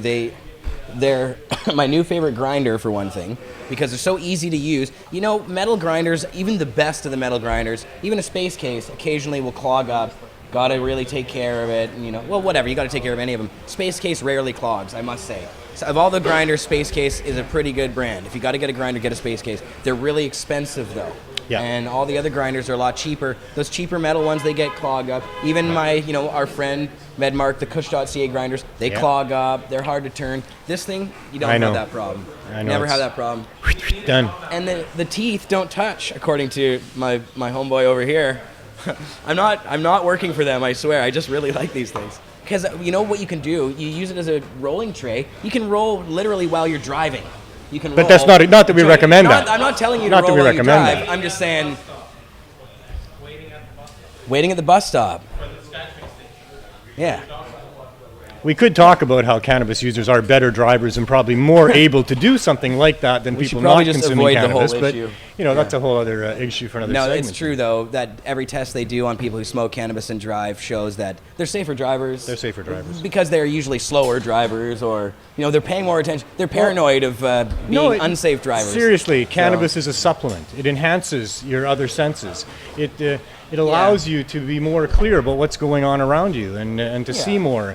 As Harry Anslinger used to say, it slows down. Of course, it was bad in his view, but it slows down so you can put more beats into a measure. Right. Because time's kind of slowed down I'm not for you. sure. Well, it does that to driving to some extent as well. You're Well, very that's aware. True. That's true. You might be more aware. There's different layers of focus there when you're on pot that you can't really account for. Sometimes you're mighty focused. Sometimes you're not focused at all. It's all about dose. If I was to be honest about everything, it's probably best not to smoke and drive too much, because if I took a whole bunch of dabs, for instance, I don't think that I'd feel comfortable getting behind the wheel of a machine that has the potential to kill somebody just by me fucking up a little bit. So you wouldn't do that? No, I wouldn't do that. If I didn't feel comfortable with my own ability to do it, I wouldn't do it. And that's the right thing. Right. Because, there's all kinds of different people, right? Yeah. And cannabis is different for everybody. And a veteran user knows what cannabis does. Yeah. Right? That's a veteran user knows whether cannabis is a good or a bad thing to drive on. Yeah. And some cannabis users are better drivers on cannabis than off cannabis. That's right. Some cannabis users are in pain. Some are using it because they're suffering pain. Mm-hmm. If you're not using cannabis when you're in pain, you're in more pain. Yeah. You're trying to drive when you're in more pain, you're not as good a driver as you are when you're in less pain. That's true. And when you're using cannabis as a veteran user who's using it for pain, you're not getting high. No. There's nothing left over to make you high. You're not silly. You're not stupid. You're not a teenager all wigged out on too much weed. You're a person who's not quite got enough yet to deal with the issues that you've got going on medically, but you're dealing with it better than you would without it, that's for sure, and you're a better driver. Yeah. So they need to understand that. Cannabis is not alcohol. No. We don't have people crashing because of smoking cannabis. A rookie cannabis user, somebody smoking outside of their regular dose regimen, maybe dabbing butter for the first time, that's not a good thing. Yeah. That's probably not And good, I would right? argue that there's even acceptable levels of alcohol ingestion and driving. I think that it should be an impairment test. I don't think it should be a test of your blood levels or anything to do any sort of chemical in your blood or whatever. That's ridiculous. It has to be a test of impairment. They need to test whether you're capable of doing the job driving. Yeah, by having a conversation with the person. Yeah. I mean, first, you're only going to get pulled over if you're driving erratically, right? Right. They're not supposed to pull you over if you're not driving erratically. Well, yeah. So if you're driving erratically and you get pulled over, yeah. well, then there's a good reason to have a conversation with a person and ask him some questions. And if a cop is a cop and he's trained, he should know pretty quick whether or not this person is articulate, whether they can answer the questions and know where they live. The one problem is most cops are dicks. So there's your problem. I know. We need to change that too.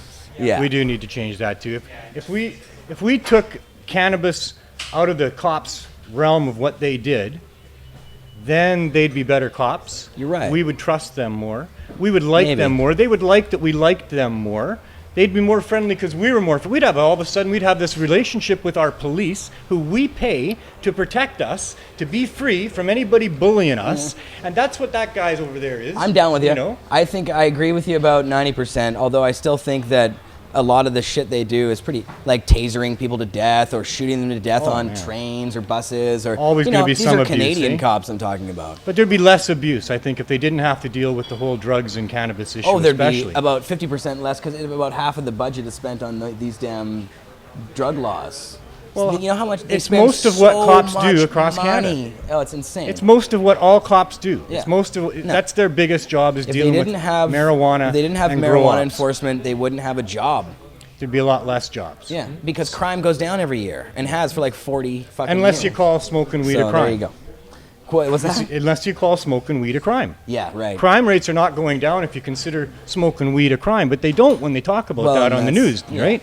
But now Daryl Pleckus, this guy that used to be the RCMP shill, Yeah. in, you know, And now he's a Liberal candidate. yeah, well, he's an MP or an MLA, right? MLA, or sorry, an yeah, he's got MLA. elected. And now he's on it. He's gonna go deal with the rising crime rates. So let's see what Oh, Daryl Pleckus good. does, and let's see if they now Oh, start, in because British we need to Columbia. sort this out pretty fast here. And sensible BC is what we're really talking about behind the scenes. As first is sensible. Let's get sensible about this, right? It's not sensible to consider smoking weed to be a crime. It's not a crime. A crime is intentionally causing harm and loss to somebody else. That's what a crime is. So Yeah. we need to get that out of there. And Sensible BC is our great opportunity to do this. So everybody's going to sign. I know everybody in this room is going to sign, and get all your friends to sign, and make sure we all get this done, because we could get a lot more sensible about it with Sensible BC. Because the government here in Canada is not like what seems to be going on with Cheryl Shuman in the States and maybe now Alaska and Oregon. You know what I mean? They're having their revolution, but we're left here in the dust. Stephen Harper's not catching up to the game. He's lagging way behind, and he needs to be kicked in the ass about this. And there's a They're heading protest down the opposite opportunity road. coming up. On October 1st, we're back to the MP's offices. Let's protest this new regulation that they want to bring in for med users, where you don't get to grow your own medicinal herbs. My God, who are these people? This is the You know? craziest one that they So tried to pull. October 1st, hit your MP's office like we did before in February. Big crowds, lots of signs. That's a great October opportunity 1st. to do that. So- Sign the Sensible BC thing. Where's the info about this? Is there anything online yet about this? I'm sure there is. For October 1st, don't know where it it's is? the protest the MMPR. Mm-hmm. Yeah, I'm sure if you Google We'll protest the find MMPR October 1st. Protest the MMPR. October 1st. So, Google's a wonderful thing. explain MMPR. Well, as far as the government is concerned, MMPR, I think, is this new regime that they're bringing in that stops personal production, brings in a group of producers that are licensed by the government, and everybody has to sign up through their doctor with a producer who will send it to you in the mail for ridiculously huge prices. Right. And they think they can still tell us free human beings in a non-dictatorial state that we can't grow this particular herb because we happen to find that it helps us with our Right. issues, right? Yeah, So it's that's the medical what they think they're going to marijuana do. production regulations, and they come into effect on April 1st. Well, but on April 1st, we're going to have our own little MMPR on Parliament Hill, and circle that on your calendar. Get there if you can. Great opportunity. A great bunch of guys are going to go and speak. John Conroy is going to be there because he's leading this charge. He's a great guy to do that. And it's in our version, it's the medical marijuana patients' revolt that's going on there. And we're not going to put up the website until after the October 1st protests, just to keep things like one thing at a time, you know. Yep. But April 1st is a big date. That's a date we're really going to knock them hard about the truth about these issues and speak to the It's going to be a crazy thing when all of those medical marijuana growers who previously had gardens in their house are no longer allowed to grow their own medicine. Now they have to somehow order it, and pay higher prices for it. You can grow marijuana for a very good price. What are the prices of these corporations going to be that are charging people? I've heard all kinds of different things. You know, one can only imagine. But you know, Are they you going to just- come in a med-tainer when they arrive? I'll have to ask John. Probably they will. You know. Are you in on this yet? Ah, Jeez, man. everybody's trying to get in on it. There's I a guess. lot of people trying to get in on the whole thing. Oh you know? yeah, And it's all some of about our friends monopolizing are trying to get in on it, something. but like people we know and respect are trying to put down theirs too. So I know. we'll see if they do get through. Then maybe there's actually a hope for some good things out of this. Who 'Cause, knows, there's eh? people that I actually do trust who are attempting to try and figure out whether or not at least they can be part of the system. going through the channels and doing that stuff. And so if they actually are able and they pass the security checks, then shit. Well, hopefully they can do good work by keeping prices down and getting people a lot of multiple strains to choose from and providing a great service and Right. and then maybe there'd be all kinds of other opportunity to choose from these other different different varieties of providing great service. But you still get to grow your own plants if you want. Who are these people? That's really bad. I mean, this is about freedom. This is what it really is. Yeah, it's it's really absolutely brutal. to the core. This is so silly now. I mean, Harper, what does he think he's doing? I mean, they found a great plant now. Turns out, I remember Daryl Pleckus, the same Daryl Pleckus, in a debate against Norm Stamper from Seattle, the police chief, who came down and debated Daryl. Now elite. And that was way back in 2005, I believe, out of the university there in the Fraser Valley. Right. And I was there for Pot TV, actually, with a camera going on. And nice. I had to actually heckle a little bit Daryl Pleckus because of the ridiculous things that he was saying. And we chased him down the hallway and confronted him some more about that. But one of the things he said he said, it's still too early to tell, this is back in 2005, whether or not medical marijuana is for real. It still probably is a myth, and they're just using it because they want to get stoned. And he said, but if it was for real that it's medicine, well, that's a whole different ballgame, isn't it? Well, look where we've come since then. It didn't go anywhere towards the, oh my God, this is just people wanting to get stoned. It went, holy shit, towards the side of this is the most amazing medicine on the planet. It's what our body creates, these same cannabinoids with our endocannabinoid system that balances and runs all of our other systems. It's a supplement to, our natural beings. Super plant. And they still think that they should use our money to prohibit that? Like, give me a break. I mean, it's got to be over. I mean, I agree with Cheryl. The tipping point is so far reached and past, but yet here we go. We're still doing it. Well, so we got to make it happen. About 10 years behind. Well, it's up to the people, really, I think, and we got to make it happen. And thanks to Dana Larson and Sensible BC, they've now signed up their 2,000th canvasser. Oh, good. Which is good, still far below what we need and what we were hoping for. And there's still lots of time to sign up as a canvasser. So you can go and get all your friends to sign up and then submit the forms.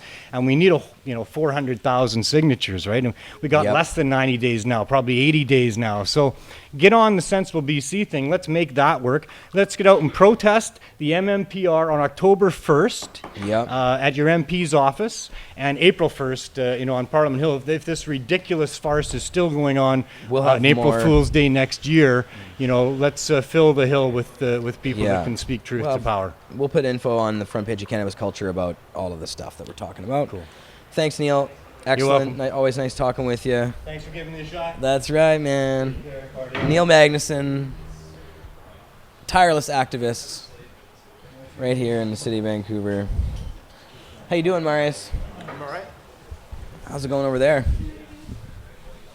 Having fun? It's going, monitoring. What are you playing with over monitoring. there? My sound You level playing with dropped. yourself over there? There you go. No, I'm watching the sound levels and trying to look at the chat and stuff. What am I hanging on to? I'm really high now, actually. Oh, well, that's good, though. I'm not complaining. Here, I'll just give this to you, and you can do whatever you want with it. Work your magic, buddy. When you should come over and quickly talk to us about your fabulous product. Come on and talk about the Medtainer. Because you guys got our logos on them now. That's pretty cool. And so what are we're going to sell these in the store or something probably, right? Yeah? They're going to be, I'm sure. I just want them for me. Everybody is quite excited about it. I know they were putting on Instagram early yesterday, and people already want to know where they can purchase them. So I'm pretty sure it's going to be online, Cannabis Culture, or here at the store in down. Right. John Burfello, by the way. Am I pronouncing your last name correctly, Yeah, John? you did, actually. Okay. No, that's okay. I thought I was. Yeah, it was kind of nice. If I wasn't, please tell me. But yeah, so that's cool, man. Yeah, I really like these. I can't, Well, you talk about 'em. it and stuff like that, but I can tell exactly what this container is all about. Yeah, tell 'em. It's an airtight, watertight storage container. The best thing about a Medtainer, it's completely submersible underwater. It's 100% airtight, watertight. Unless you compromise the seal by pushing on it, it's going to leak. So if you hold it in your hand and swim, it's going to be fine. Put it in your pocket and squish on it, it's probably going to leak. Right, okay. Right? Poly 5 medical grade plastic, so it's got no pores, so it's basically dishwasher safe. Boil it to clean it. Basically Tupperware, you can eat out of it. but it's got a built-in grinder. Yeah. But just not any grinder at all. It's got obligon teeth, so basically what you're saying is it never touches. It's got no wearable parts, no moving parts. Yeah. There's So no you get flaking of the No plastic. flaking, of course not. A lot It's of the metal. other grinders, the teeth touch. Well, that's because they're not a medical grade polyfibe medical grade plastic. They're just acrylic grinders. It still is metal plastic, though. grinders. That's my one criticism, and I always say it of the Medtainer. It's kind of, you can't get away with from the fact that, isn't there always a problem with plastic at some point? Like, Well, it has some, like, as you know, in even being- touching it and stuff. As there- in there's, being like, polypropionate, polyfibe medical grade, which Yeah. is there is some petroleum in it, which is a certain thing that people are concerned I about. am But at the drinking same out of a time, plastic but bottle. we drink, we eat. You're served your plastic forks, your food, everything Yeah. comes in. Right. It's Polyfibe very medical grade convenient. plastic. I guess we're like Romans, or like, you know, with It's our lead bowls or reusable. whatever. It lasts for a long time where things break down. So you know what? It's convenient for people because we call it medicine on the go the green way. It stores your weed in it, a pack of rollies, a little bit of beeline. You know what? There's so many different functions. You can put your key in it when you're fishing. Right. You put your flies. You know what? It's just a You great can little literally product. hop inside, but put the cap on top of yourself. And like you float said, you like to it a lot, Japan. and you know what? It's just a fast-growing product that people really enjoy, and I'm just a part of it and honored to be a part of it. It's something that works very well for me, and now when I'm in a lineup or anywhere, I can have my medication on me at all times, and I don't get shunned upon. People don't. Some people smile; those are the ones that you're like, yeah, cool. But in Is there reality, any strain that has permeated the seal? Like you could, you know, bull rider maybe? Or I mean, whatever it is now. I don't know. We can test some. Some people say yeah. Some You people can still say smell no. some weed through it? It The is- dogs can always sniff through anything, but... We haven't done the dog test. No, dog will sniff through it. It's the cone, scent cone. It like It doesn't goes leak. through the material supposedly. If it's air, no, I think the dog can smell right through things. Like, you know. There's, they're crazy. there's always pores. Right through They're things. crazy. Like Those little dogs are tiny nuts. pores. I wouldn't So trust the initially, dogs. what we're Little talking tiny about bits was, of was dogs. this here, and this Oh yeah, you were gonna load me some highly keef. grade Some dry sift. dry sift. Dry sift, yeah. That's just So keef, this is, right? this is not just keef. It's not just This keef. is bounced off of screens and it's properly carded so we can actually harvest the granular heads, the trichome heads. Right. And That's actually, where all the active ingredient of the cannabis plant resides. I get the screens from Bubble Man, a friend of ours we all know, and enjoy great videos from him. And he Bubble taught me Man's some the great Bubble Man. things. And now this is great medicine. It's awesome. You're going to try it. This is from Bubble Man? No, this is Oh, the screen you got from him. the screens. Ah, yes. Yeah, we puff all the time. He likes mine. Right. This is your product. This is I see. And so is it loaded my already? number 5. No, you can't. You're gonna have to hold it like that. Oh, I have to hold it. Okay. Yeah, see All how right. it is I see what's because if going you on turn here. it up, it's Sure. If you I turn it gotcha. up, That's right. I can do it. I know what I'm doing here. I'm not that high yet. I'm not that high yet. I'm not too high yet. Do you want to spark me up? Beeline. Organic. Mm-hmm. This Good is full melt. beeline. If you could see this, you could look at this. This is full melt Melty, bubble hash. melty? Oh yeah, melty, like you would never, like full melt.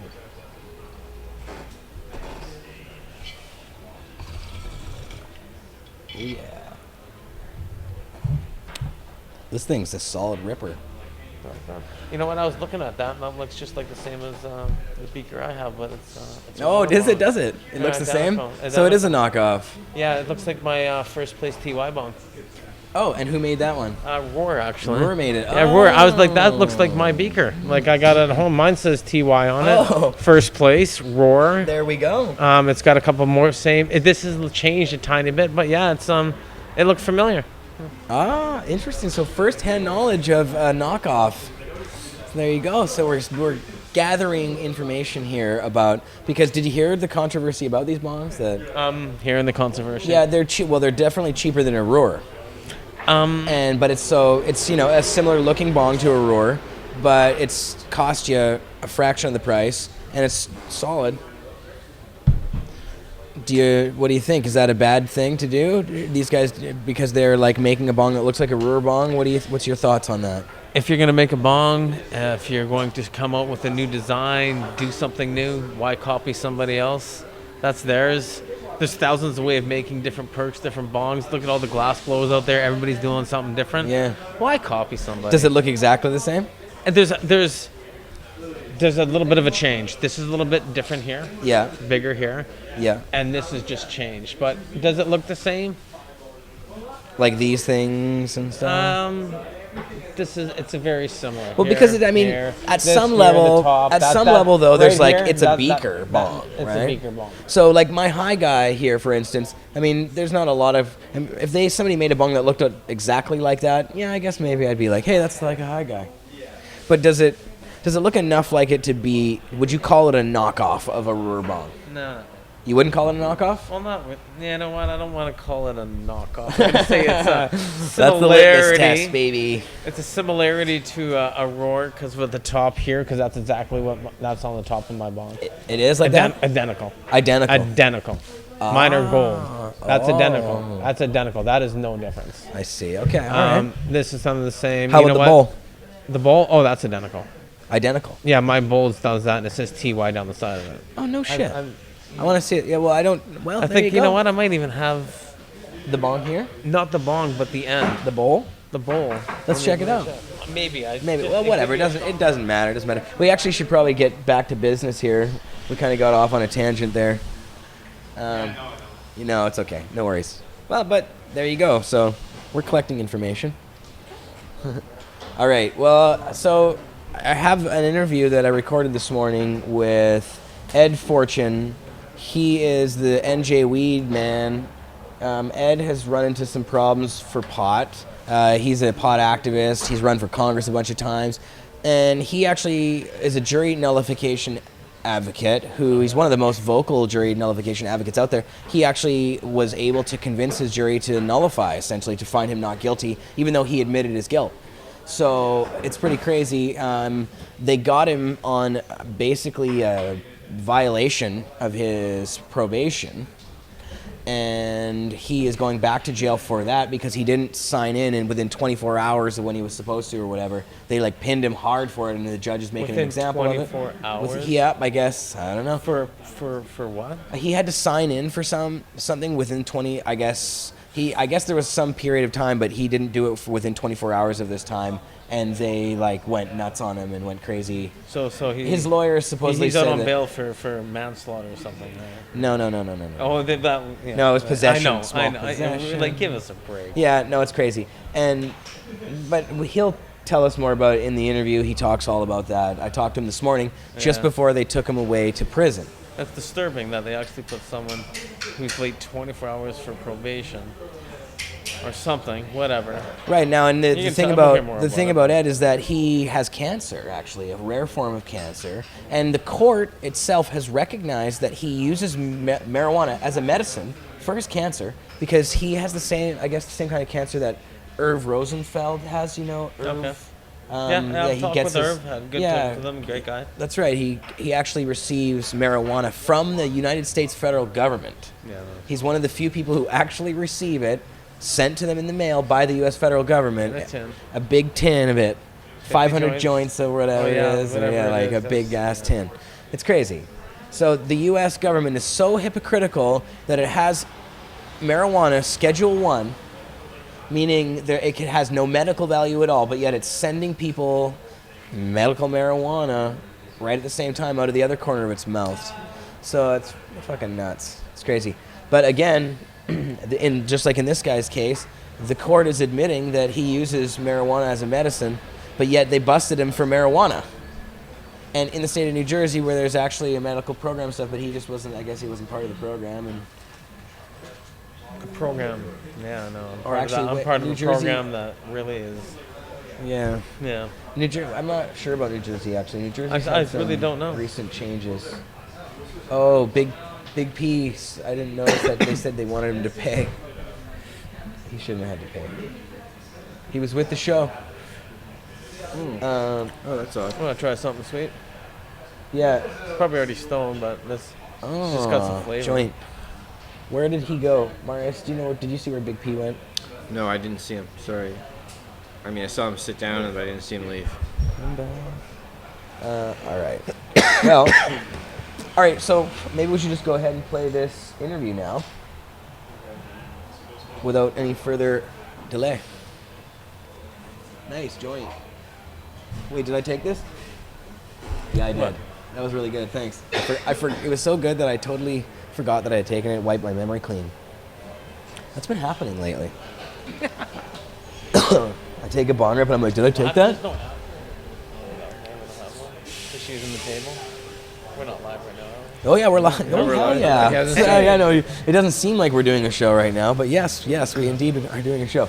All right, well, let's play the recording. I just want to make sure I got it all set up properly. I think it is. We're gonna have to make sure do a sound check really quick here if there's any problems with it. But it's the same setup as Skype, so Marius, it should work.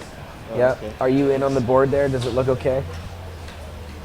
Oh, did you have your headphones on? Yeah. Yeah. Put us back in number 4. Yeah, I got it. Okay. So when Neil was talking about the commercial production facilities going into play right now, what recently came out is they're going to be charging $3 to $4 a gram.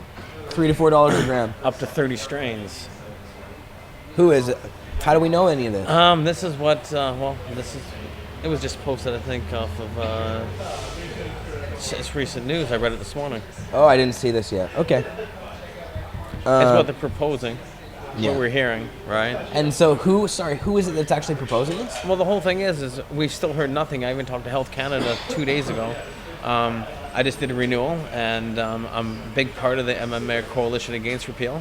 Yeah. And what we're doing there is trying to protect our licenses being taken away, which is a key importance. But at the same time, Health Canada still hasn't told any of us what is going on. Mm-hmm. Lots of rumors, lots of hypotheses of who's got what license and what's going on. But in reality, we're all still growing our medicine with our hands up in the air. They're saying a lot of things. We're going to hear about it in the next week or two, guaranteed. They have to release something by September 30th, but who knows, right? Oh, wow. Okay, well, we'll be watching to see what's going on.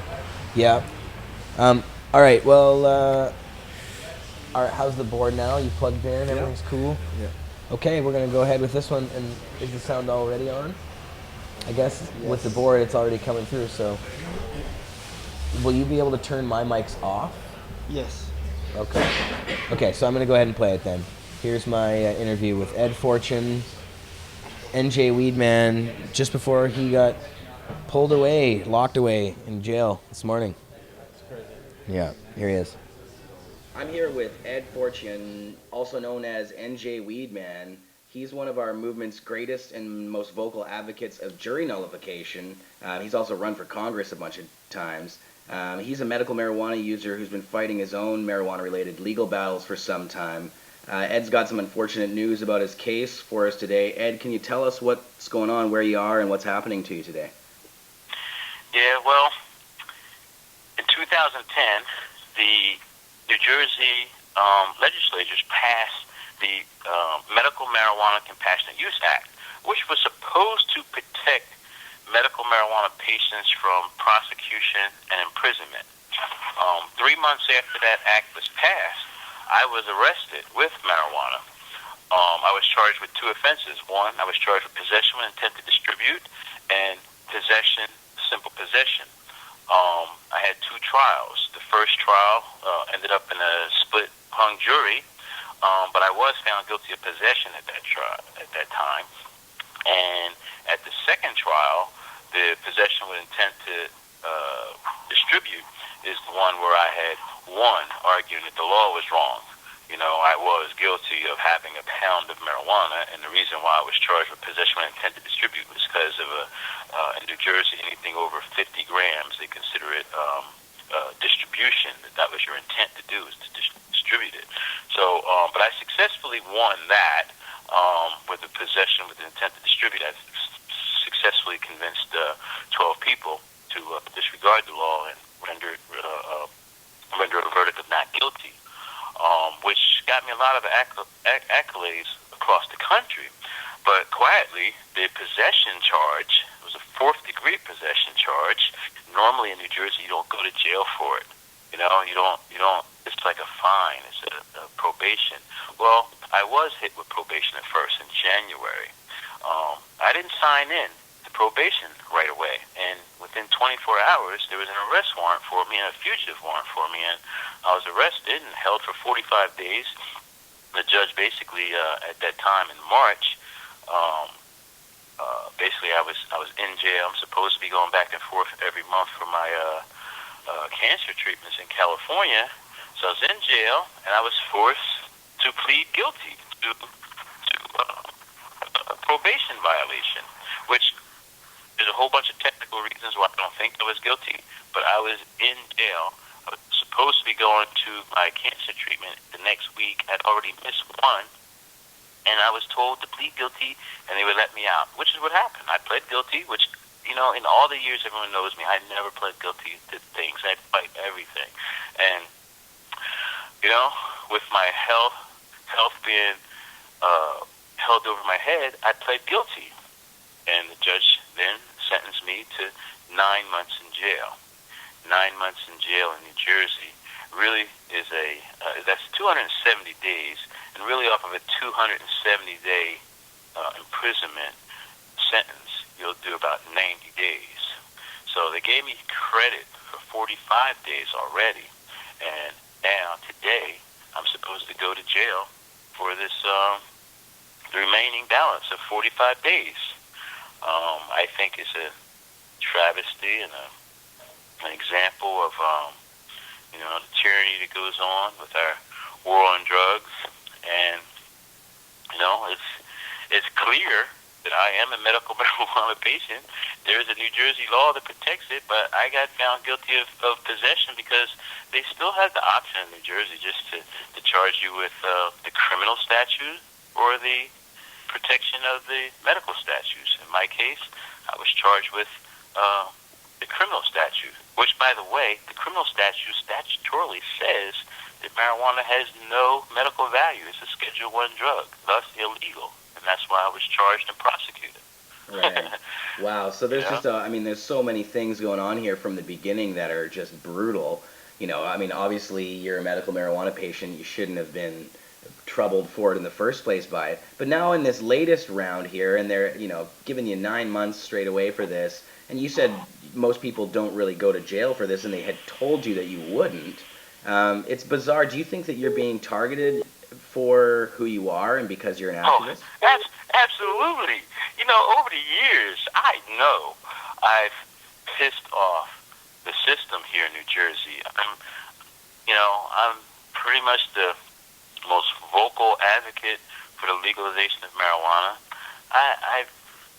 I'm really not trying to be friends with politicians and authorities, so I'm kind of blunt about it, and I know I am. And this is one of the repercussions. This is one of them times where it came back to bite me. I don't have any friends in the system, and over the years, my public civil disobedience. I'm constantly on the radio around here. I'm a countercultural celebrity. So when it came time for, I didn't dot my I and cross my T, the system got me. Yeah. And, me not reporting fast enough was the justification to do this. And the funny thing is the reporting wasn't like I didn't have to do any urine tests. I didn't have to do any of the things. I didn't take it very seriously. I'll admit that. But normally when you violate probation, there's an incremental punishment. Like maybe you get some type of sanction, like maybe a ankle bracelet or a house arrest or there are numerous other things that happen before you're incarcerated. Now, there is some legal action. What happened was the New Jersey Public Defenders Act, the New Jersey Public Defender, there was assigned to assist me, says in all his 20 years he's never seen this happen. No one's ever went from a 4th-degree probation violation to jail time, and especially not a warrant issued within 24 hours of not checking in. He has filed a appeal to the appellate court for that on the excessive punishment argument, but that's not being heard until October the 23rd. So my appeal lawyer, John Sikanic, he filed an emergency appeal on my behalf last week to prevent this imprisonment now until everything can be heard. And the appellate court judges, they just said no. They didn't give a reason why. They didn't say nothing. This is one of these things where I haven't gotten any friends. In fact, I'm public enemy number 420, you know? There, and I wrote a book too, by the way. If anybody wants to look and go get my first book, Public Enemy number 420. Doesn't include this latest case, but I am writing a book now. So at some point there'll be Public Enemy number 420, number 2, or some version. But John Sikanic filed this emergency appeal, which I lost yesterday, so I have to report to jail today. And about an hour or so, about an hour and a half from now, my brother will be here to pick me up, and he's going to take me to jail. I just rolled my last joint. I'm posting a couple things on Facebook and on my website, and that'll be it until I get out. Now, I did get one good thing that I don't have to do this straight 45 days and miss my medical treatment in California. They're letting me out on October the 8th. I'm supposed to be in California on October the 13th, I believe. And in order, so they're going to let me out so I can go to the doctors and then come back. But yet I'm charged under a law that says that marijuana has no medicinal value. So the whole system is knowing what's going on, but, Right. Yeah, but the very reason they put you there in the first place is because they don't believe that it's a Schedule 1 or it's a medical herb. Now, Ed, can you tell us about, now you use this as a form of treatment for cancer that you have. Can you tell us about your ailment at all? I have a form of bone cancer. I get tumors that pop up. Right now I have one on my right femur. It's been there about 3 years. It's kind of big. I've had them cut out before. This time I didn't want it cut out. They're painful. It hurts. I mean, I've never been in that excruciating pain like I was in me. But it's only the one that causes me the problem, and it's real big on my femur. I actually have one in my left shoulder and 2 in my right shoulder also. But they don't cause me any problems, and I've had them biopsied, and they're not cancerous. The one in my femur has grown so big that they are afraid that one day it's going to go malignant, go cancerous. It is cancer, but it's 2 forms. One's, I don't know if you understand the whole malignancy and benign. Right now it's benign. The fear is one day it may go malignant. But I got involved in a experimental cancer drug out of the Santa Monica Sarcoma Center in California. They're giving me free treatment. The treatment that I get would cost me normally like $3,500 a month. I don't have that money. I don't have insurance, and this company is offering free treatment.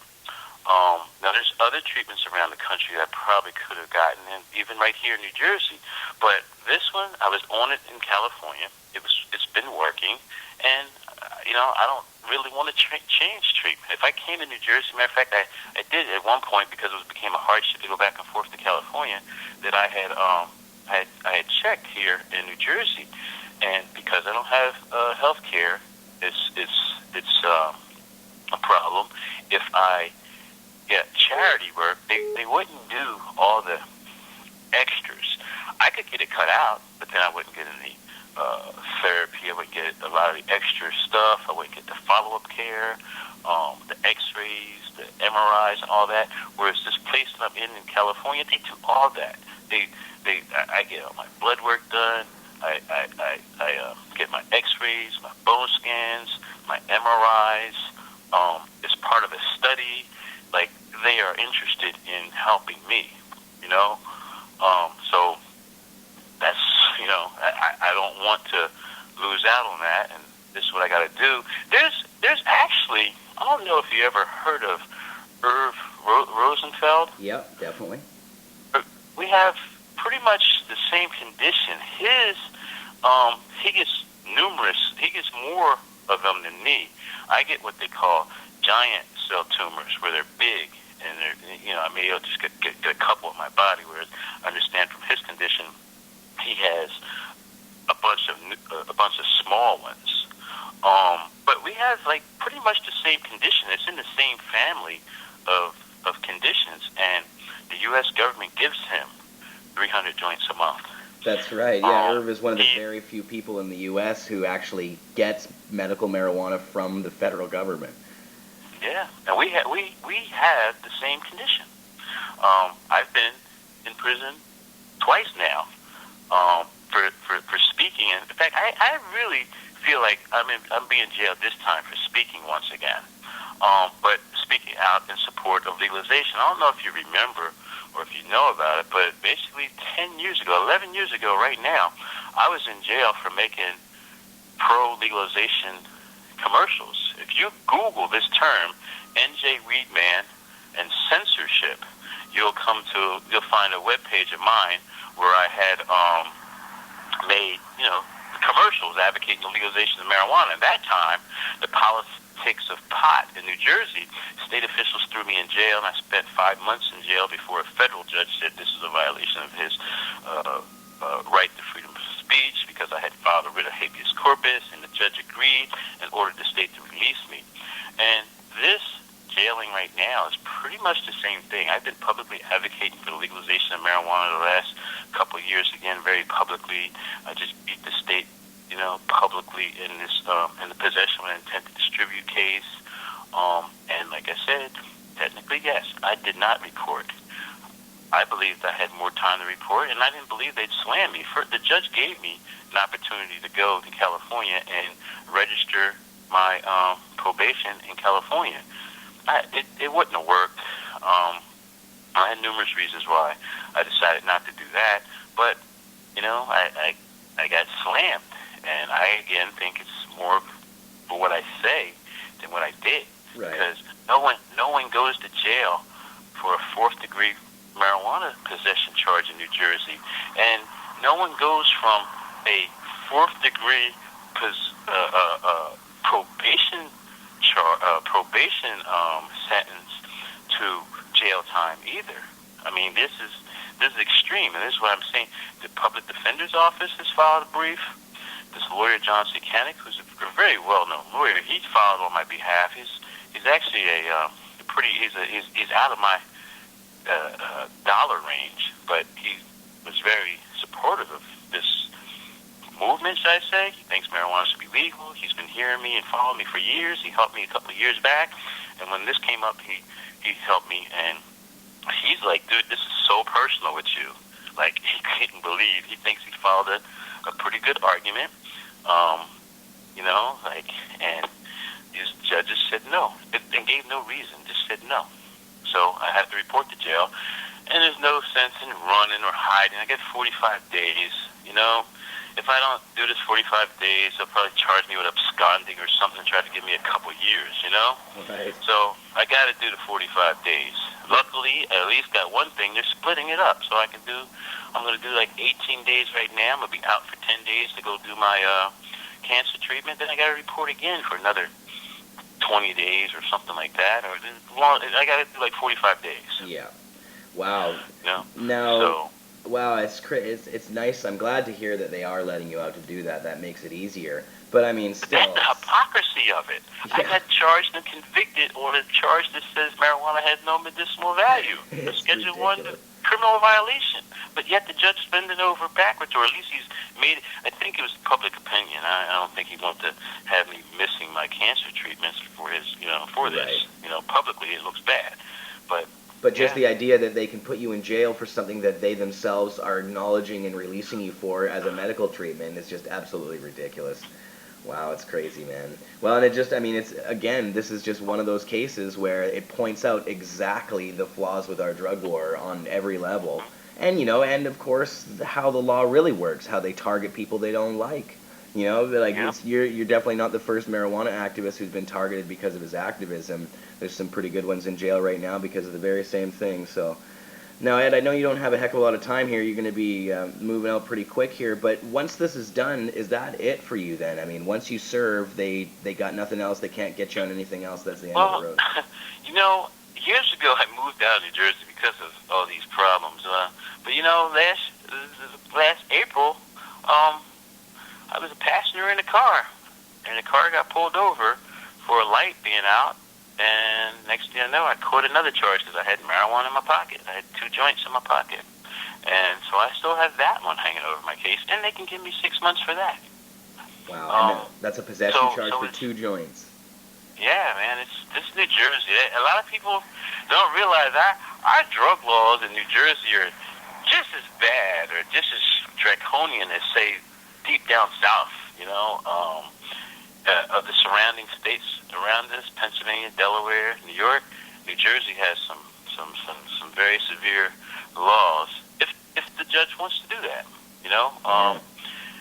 Like I said, I had a 4th degree marijuana possession charge. They can give you up to 1 year, but they never do. You usually don't even go to jail. 3rd degree, they usually don't go to jail. You know, 4th degree, yeah, but 3rd and 4th degree, no. And I'm going to jail on this. Yeah. I have no idea. I mean, the vast majority of people in New Jersey who get hit with a possession charge in New Jersey, that's what they get hit with, by possession with a 4th degree possession charge. And, you know, nobody goes to jail for this. I'm one of the few. The public defender's office and this lawyer I was just telling you about, Johnson County, they have both screamed bloody murder about this to lawyers. But see, what it is the legal profession uses our marijuana laws as the cannabis cash cow. Every single municipality here counts on, you know, dozens of people being arrested every month, a couple $1,000 a piece. I mean, I went to this township here not too long ago, Eastham Township, and I counted 8 people one day in court were there for possession of marijuana. Every single one of them got fines between $800 and $1,200. Depends on how many times they've been caught in the past. Between, you know, that's $10,000 in one day. Yeah. This is what happens. They have court twice a week and 8 times a month. You know, and every single municipality is like that around here. The lawyers, they all get money off of the marijuana laws, one way or the other, defending you, prosecuting you, whatever, investing. So many of them are invested in these drug rehabs and different counseling sessions and all kinds of things involved in the war on drugs and the drug war industry. You know, over the last 40 years of our drug war, the lawyers have ingrained themselves, have capitalized off of the misery created by the lie of the drug war, and they're not letting go. The war should be over. The public knows that our marijuana laws are based on lies. I mean, we didn't need Sanjay Gupta to come out and say that, even though that did help the nation front burner to mainstream it, but we didn't need him. We all know it already. We've known it for a long time. It's a reason why me running around myself. Oh, you know what, Ed? We're losing you there on the phone. I'm not sure if that's the reception on some side there. Are you still there? Yeah. Yeah, we're just barely getting you there. But okay. You know what? I was outside. You walk outside and get quiet and make it walk in the house. How about that? Walk closer now. Yeah, you know what? No, we can still barely. It's still a little robotic. But, you know, Ed, I don't want to keep you for too much longer anyway. I know you have to go and get some of this business dealt with. We wish you seriously the best of luck, my friend. And please keep in touch when you can. You know, we'd love to hear from you again as soon as possible and how things are going, for sure. Okay, and I tell your listeners just to go to my website to follow up, NJWeedman.com. Thanks for hearing this, and, you know, please spread it out. Absolutely, man. Best of luck, and stay strong, man. We'll see you on the other side. Definitely. Thank you. Now we're back, I think. Sorry, froze again. Missed it. Back. Okay. Now we're back properly. We were back for a second, but Marius just didn't flip back. You were trying to explain something about this bong. Yeah, Well, I was actually, saying that this. Did any of that go out? Did they hear? I him have at no all? idea because we didn't switch from. Oh, when we switched did. back. So as soon as we switched back, then we froze. So they heard everything because I didn't Yeah, switch back right we away. weren't sure so. if you heard us or not, but re-explain what you were explaining about this Okay, bong. so once again, Yes. rewind. Yes. This Cheech bong was actually, it's different. It's quite different. This whole head here apparatus is just got a single where mine's actually the whole pieces in there. This doesn't. Oh wait, a lot thicker. Yeah. Better perk on it, you know. It a says little bit 7 thicker. millimeter on it. 7 mil. So it definitely is. It is different. I Right. mean, this is similar. This is similar, but I guess you could say that about all the other 5,000 different types of bongs out there that have a beaker type. Yeah. You the know, top is that similar, that so- is very that's what right away. That is exactly what's Right. on mine. But as in what's happening down here, this is quite different. It's a little bit different. Yeah. And the shape is the same or different? Well, the shape is the same. With the rounded parts or the like? Not the rounded parts here, but the divots, and I got the little, okay. you know, So it's still a colors little inside of different. it. Still a little different. So it's not a total rip-off. Well, there No, you go. no, it's not a totally rip-off. So, yeah, I just wanted to reframe that because I felt like, you know what, it looked like it, but now that I've sat down, held it, played with it, you know, did a Yeah. rip from it, it's different. They probably shouldn't have stole the top design from a No, they brewer. should never done that. Yeah. Right, so a little bit harder to do the dry sift, so of course we got this right VIP sitting here, so, but there you go. There we go. Well, thanks for explaining I that, just kind of John. wanted to throw that out there. No. Yeah.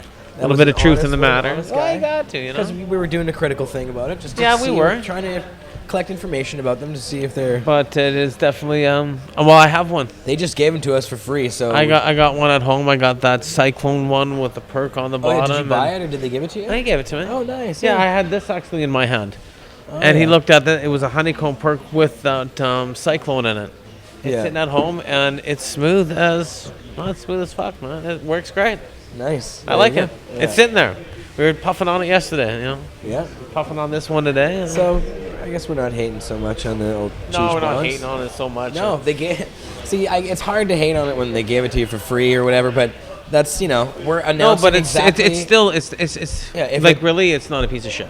No. Feel it. It's a quality It's bomb. a quality bomb. Yeah, for and sure. it's a quality. Undoubtedly, like I've never seen a. Yeah, that is feel that. solid, See how man. that's what I mean. That's when I picked it up. I was like, that's a solid piece of. Yeah. And if the Well, price that's is what they right, we say. can get it to the end They user. say they're making better quality glass and they're charging you less for it. And But, there's a lot that's what more they all people say, using probably. glass, right? Yeah, that's right. Yeah, well, Eh. it's a nice bong Yeah, for me. it's- I'll smoke out of it. I don't care. All right, well, so that worked out okay. They heard the whole interview at least and everything. As far as I can tell, yeah. Marius? Everybody's the happy levels out there. were And, fine. and How's the poker game going? The poker game is great. Did you win any money? Poker Yeah. game's good. Yeah, sorry, no, I didn't take enough methamphetamines to stay completely focused for the. Did you 2 get hours a and dry? 40 Did minutes. he didn't get a dry sift of Actually, no, I some was some wandering haze? around, so it's not that. I'm sorry. Yeah. Just getting stoned, I guess. Yeah. But no, it's a crazy thing what's happening with Ed, though, and like the fact that they're going after him. He is really vocal there in New Jersey. He does really, like, if you guys check out his Wikipedia page, there's a long list of, like, congressional runnings that he's had. He's run for Senate even. He's run for governor, I think, of New Jersey. So he's definitely been involved for a long time getting this message out there. He's had a dispensary himself, and he's a member of the Rastafari community. I and like so- that. Yeah. Yeah. So he's got a lot of He's out there, you know, marijuana spreading- ties. Yeah, there you go. Somebody put in the chat. Thanks, DS. Down south. I think that's down south. I'm sure that's an abbreviation.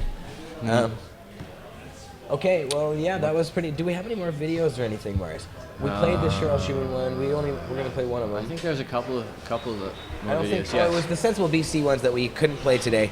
But I guess we're gonna have to just extract Path- those. We and- played David Path. What about Bill O? Did we play Oh, Bill the O? Bill O. No, we didn't play the Wanna play Bill it? O one. Now, I haven't actually watched this myself. I haven't seen this one. So we're gonna play But it then. Bill O'Reilly. Bill O'Reilly is just a notorious goof. I'm taking this as a yes. Yeah, well, yeah, I'm setting it up. Cool. Yes. Got, now you fucked up the setup. Wow, that's okay. Sorry, go ahead. Just Sorry. teasing. Yeah, no. O'Reilly, what a goof. He's always like trying to be a jerk. Most of the time he succeeds like 100%, but yeah, he occasionally has some good things to say. I don't think he really says anything good in this one, but he has somebody else on his show, also a Fox News contributor, I believe, who may have some somewhat of a moderate opinion about the drug war, but I think even they might both in the end be a little bit on the Fox Newsy side. But I haven't watched the whole thing, so I thought maybe we'd all watch it together. Okay. Let's do that. All right. Sweet. Bill O'Reilly, Fox Bill O'Reilly. News, drug war issue. Marius, I think it's your turn for a nice little 1 second. full Yeah, milk hopefully bubble. Marius Pull the can screen put over it here. together. And Maybe we're gonna try and Starship bring him Marius. alive again. Overdoses in the USA in 2010, the last statistics available. The Department of Health also says about 22 million Americans ages 12 or older need treatment for substance abuse in this country. 22 million. Yet many on the left are demanding softer drug laws. They don't believe that selling hard narcotics causes enough damage to be classified as a violent crime. That in itself is hard to believe. Another radical left position. Drugs like cocaine, meth, heroin, and other opiates kill people, lots of people. And the pushers who sell them are partially responsible for those deaths. That is violence, is it not? Yet a bunch of celebrities like Cameron Diaz, Jamie Foxx, Jim Carrey, Will Smith, Mark Wahlberg, and Kim Kardashian, also LL Cool J, have signed a letter to President Obama that says, quote, Mr. President, it's evident that you have demonstrated a commitment to pursue alternatives to the enforcement-only war on drugs approach and address the increased incarceration rates for non-violent crimes. The greatest victims of the prison industrial complex are our nation's children. Hundreds of thousands of children have lost a parent to long prison sentences for non-violent drug offenses, leaving those children to fend for themselves, unquote. Completely absurd and misguided in the extreme. Now, we directed a very simple question to Will Smith, Mark Wahlberg, Cameron Diaz, Jamie Foxx, and Jim Carrey. Do you believe that selling hard drugs is not a violent crime? Yes or no? None of them would answer the question. None of them. No surprise. They'll grandstand an issue like that, but they won't seriously debate it. Now, here's why these people don't know what they're talking about. Since America began punishing drug dealers harshly about 1979, violent crime in the country has dropped more than 32%. Since America began putting crack cocaine dealers in prison for long stretches, cocaine use has dropped more than 71%. These pinheads talk about a, quote, prison industrial complex. Well, who's in the prisons? Terrible people. That's who. And sadly, terrible people do have children. But can you imagine being a child in the home of a heroin dealer? Wouldn't that be nice? Want more? 48% of federal prison inmates in this country are serving time for drug offenses, almost half. But just 13% are in prison because of marijuana. And virtually all of them are major weight dealers. So this isn't the feds kicking in the door of somebody smoking reefer in a living room. That's what the left wants you to believe, but that's false. By putting hard drug dealers in prison, authorities have made all Americans safer. The huge drop in violent crime is mostly because the bad guys are no longer on the streets. Every criminologist knows most street crime and many murders are committed by drug-involved people. The Hollywood people don't know that because they have no clue what goes on in these precincts. The left-wing loons who tell you that selling hard drugs is not a violent crime are hurting all of us. Ask any American whose son or daughter is in the cemetery because somebody sold them narcotics. And that's a memo. Now for the top story tonight, reaction. With us, the co-host of The Five, Bob Beckel. And you say? Well, first of all, let me say I'm a recovering drug addict myself and have been in these prisons. I've taken meetings to these prisons. I've lost people. I've been on those streets. I've seen them and I bought it. And I've seen people, friends of mine, who've died as a result of it. That's cocaine, right? Cocaine, yes. Okay. And by the grace of God, I've done 11 years without it, or alcohol. But there are a lot of people out there who desperately need help. One of the problems I have with this is hard drug dealers, weight dealers, as you point out, ought to be incarcerated for a long time. And yes, it has cut down the amount of selling on the streets, but there are people in federal prisons who are selling small amounts of drugs repeatedly and get themselves into prison. The problem I've got with that is you put them in there, they're going to come out as they're hardened drug addicts when they come in. They'll come out hardened drug dealers. Can I correct you? Sure. All right, this is federal data distributed by the White House. Right, I Their guy, understand. President Obama. 99.8% of federal prisoners sentenced for drug offenses, 99.8, are incarcerated for drug trafficking. Okay? Trafficking, not a reefer, not a bag, a one or two. Trafficking. Yeah, but their definition of trafficking, first of all, they don't. I don't think they know what they're talking about. To do a federal stretch, you can't sell on a local street. That's a state beef. All right, you've got to move it across state lines to do a federal thing. That's correct. And there's a lot of people who've been picked up. So you're wrong. No, I'm not wrong. And You this are. You just said that I know there's a lot of something people. about it. No. All right. You're wrong. No, wait a minute. This is a federal beef. It is. And if you take it, you use marijuana in Arizona and you live in New York. That's a state beef. No. These If people you want federal mandatories down. If you carry 5 grams of cocaine across the Arizona border, you're in a federal situation. That is not a heavy drug dealer. That's not who's in jail. 99.8. 99.8. Trafficking. Well, that's trafficking. No, that's not. That's possession. If you take an ounce of possession. If you take an ounce of cocaine and you cross a border, That's they're going to possession. Anything above 5 grams is considered to be dealing. They'll plea it down, and you know it. Well, that's you don't. This is what you don't know. This Bottom line: dealing heroin, meth, cocaine, nonviolent crime. To certain people, it is. Most To people, you. it isn't. To me, it is violent crime to an extent. There are people who are dealing this stuff to keep their habits up that have And no that's okay. right to be in mental. They have That's no okay. right to be in federal prison. So you can kill my kid because you're addicted. These are not the people killing your kid. Sure, they can. You OD on what they sell. Listen, I have seen a lot of people OD, and a lot of And who sold it to them? People who are selling small amounts of these And drugs. that's not a nonviolent action? I don't think it's a nonviolent action when they're put in jail for repeated use and some trafficking. And frankly, I'm getting a little tired of people talking about this who have not experienced it. All right. Bob Eckel, everybody.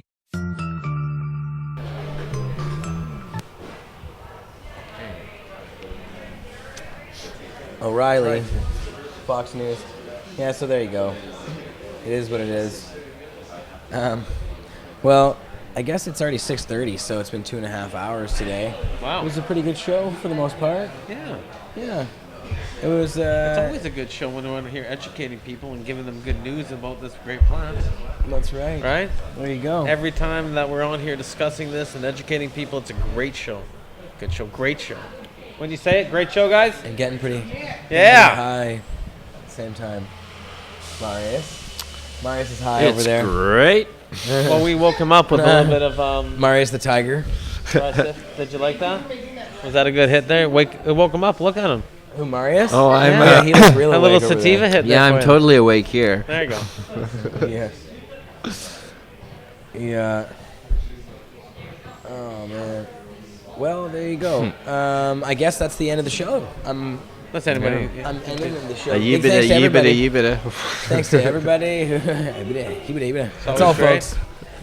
We need to have like a Looney Tunes thing at the end. Nice. We'll get sued for singing Thanks, too much guys, of that theme, for I watching. think. Love you, Pot TV. It's always fun with you guys on Friday. You guys are awesome. And what's Vapor Central got going on tonight? Where's VC in the chat? Your new Pot TV Medtainers. Pot TV Medtainers. Wow. Yeah. There you go. Limited edition. There's only so many of them. Well, really. Christmas coming. It's going to be awesome. Those have to be under the tree. These in your will stocking. definitely- in Good your stocking stocking. stuffer. Apparently Donkey is live. Give them to all my family After and seeing friends. Cannabis Culture. Donkey. Don't Oh, forget good. about those Donkey ones is there. live. Donkey You guys band. don't see that? That's There you better go. than that dead donkey. Cannabis Culture as well. I think they're awesome. That's right. I agree with you. They're nice. Very nice. Medtainers. And now, but that stuff doesn't come off, does it? Because you know what? I have one and all the stuff came off. But I've had it for a while though. But it was a Well, we're Kush. sitting here rubbing It was them an like earlier crazy, one. going over it, and we discussed it. If you're putting it in and out of your jeans and stuff like that all the time, you know what? Slowly, anything is going to slowly wear off. Let's check it out. Yes, you saw them. You went over them. Well, there you go. Yeah. They look pretty good. Yeah. No, Looks no. quality. We already know what that It's a whole quality product. All right. Well, anyways, you know there we what? are. We keep drawing. I'm super high. You're wearing the He's been 420 smoking shirt. a You lot. got that. I was gonna give you another one of these. It is a 420 shirt. Yeah, I know. Always wearing hemp. That's nice. We support it. It's made of hemp. I know. Mine's hemp. Oh, It's a hemp hoodlum shirt, actually. There you go. Yeah. More Hemp. brand hemp. names. Oh, you're wearing this. Oh, you got the I same got the gear. Oh, nice. Oh, hey, it's all personalized. Yeah. Then we got the hemp. Yeah. It's, Are you it's more are you comfortable. involved in weeds somehow? Maybe. No, actually. You have like this shirt, the coat. I actually got. It's just branding. I Everybody's got them supporting to another actually brand. put all of their stuff because they say if you're going to support an industry, you should put it on hemp. Yeah. And if you're going to be in an industry and this is what you support, well then, and of course I'm friends with the hemp hoodlums. So you know what? I hooked this up, hooked that up, and he's out there supporting an industry. He's doing a lot of How's good that things hemp down hoodlum there. doing? I love the products. They're great. I heard he's a pretty good guy. Oh, he's an awesome guy. Totally. All right. Well, that's Johnny B. I'm just out there spreading the good thing and fighting a good fight and doing my WCB thing still. You know. Oh, yeah, doing that too. That's my big thing in the background. That's Well, quickly before we go, super quickly explain the WCB thing. I got WCB in Half a Supreme sentence. Court to have cannabis covered for seriously injured workers for chronic pain and seriously injured. That's about it.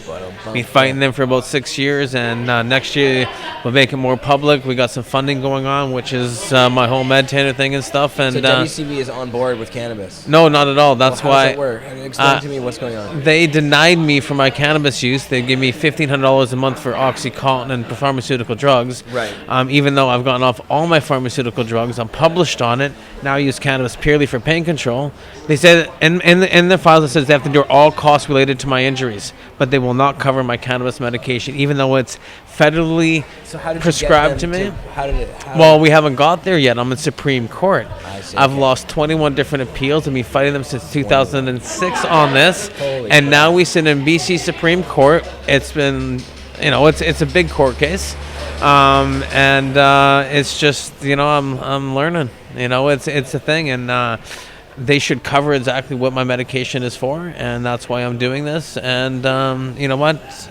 I guarantee that in the future, cannabis will be covered by these organizations because of what they're doing and because of this plan. It's so efficacious. It helps us so much in so many different ways. They can't deny it anymore. So It's just another one of those walls to take down, right? Right. Well, and I'm the one doing it right now, and hopefully we'll have more behind us.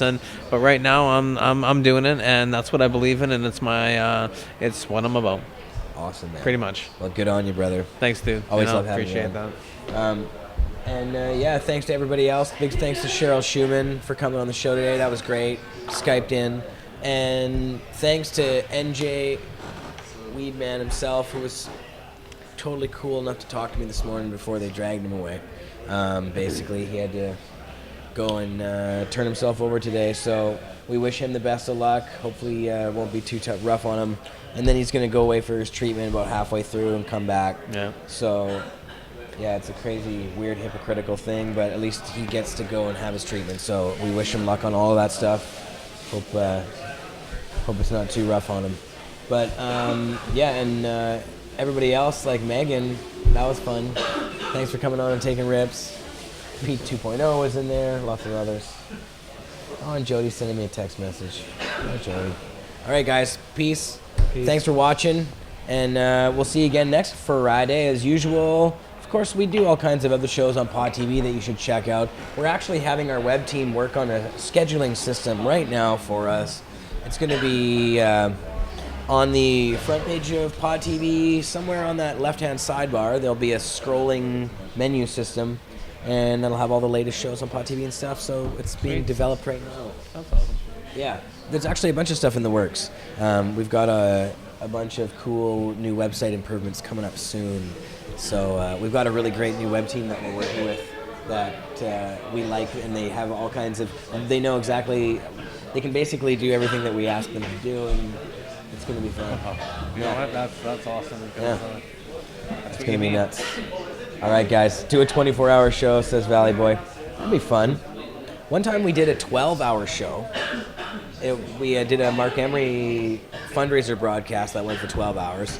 That was pretty fun. We've done a few. I've sat in here in like a 3-4 was that- hour show. Maybe we did a 24 hours one? I can't remember. Maybe it was a 24-hour one. I think it was at least 12 hours. Shit, it was so long I don't even remember, but When maybe are it was you doing the 24. next 24-hour Had marathon? wireless cameras installed in my brain. Now that Next 420. I'd You're think on about it. 420, the whole 420, we should be live. I the whole thing? Well, Yeah. that's a lot of damn work. Well, you know what? It's You know not what just time? you. There's you know what shifts. time I get up on 420? I'm up at 420. You're up at 4:20 in the morning? No, I'm up. I'm up every day in the morning. Yeah, I'm up about 4:20 in the morning because I got to be down at the Vancouver Art Gallery at like 5 o'clock. So. And I watched you last year. I was sleeping with you there. Oh, you were sleeping there in the art gallery? Well, you were one of those guys. No, I was one in the hotel across the street looking down at the art gallery going, I got to get down there. Oh, yeah. Because I had to set You up were too. snoozing. I saw you toweling off and like, I'm going back in the hot tub. No hot tub. I'm just teasing. Okay. Well, thanks, Pot TV. Peace, Always a pleasure. We'll see you soon. Peace. Peace.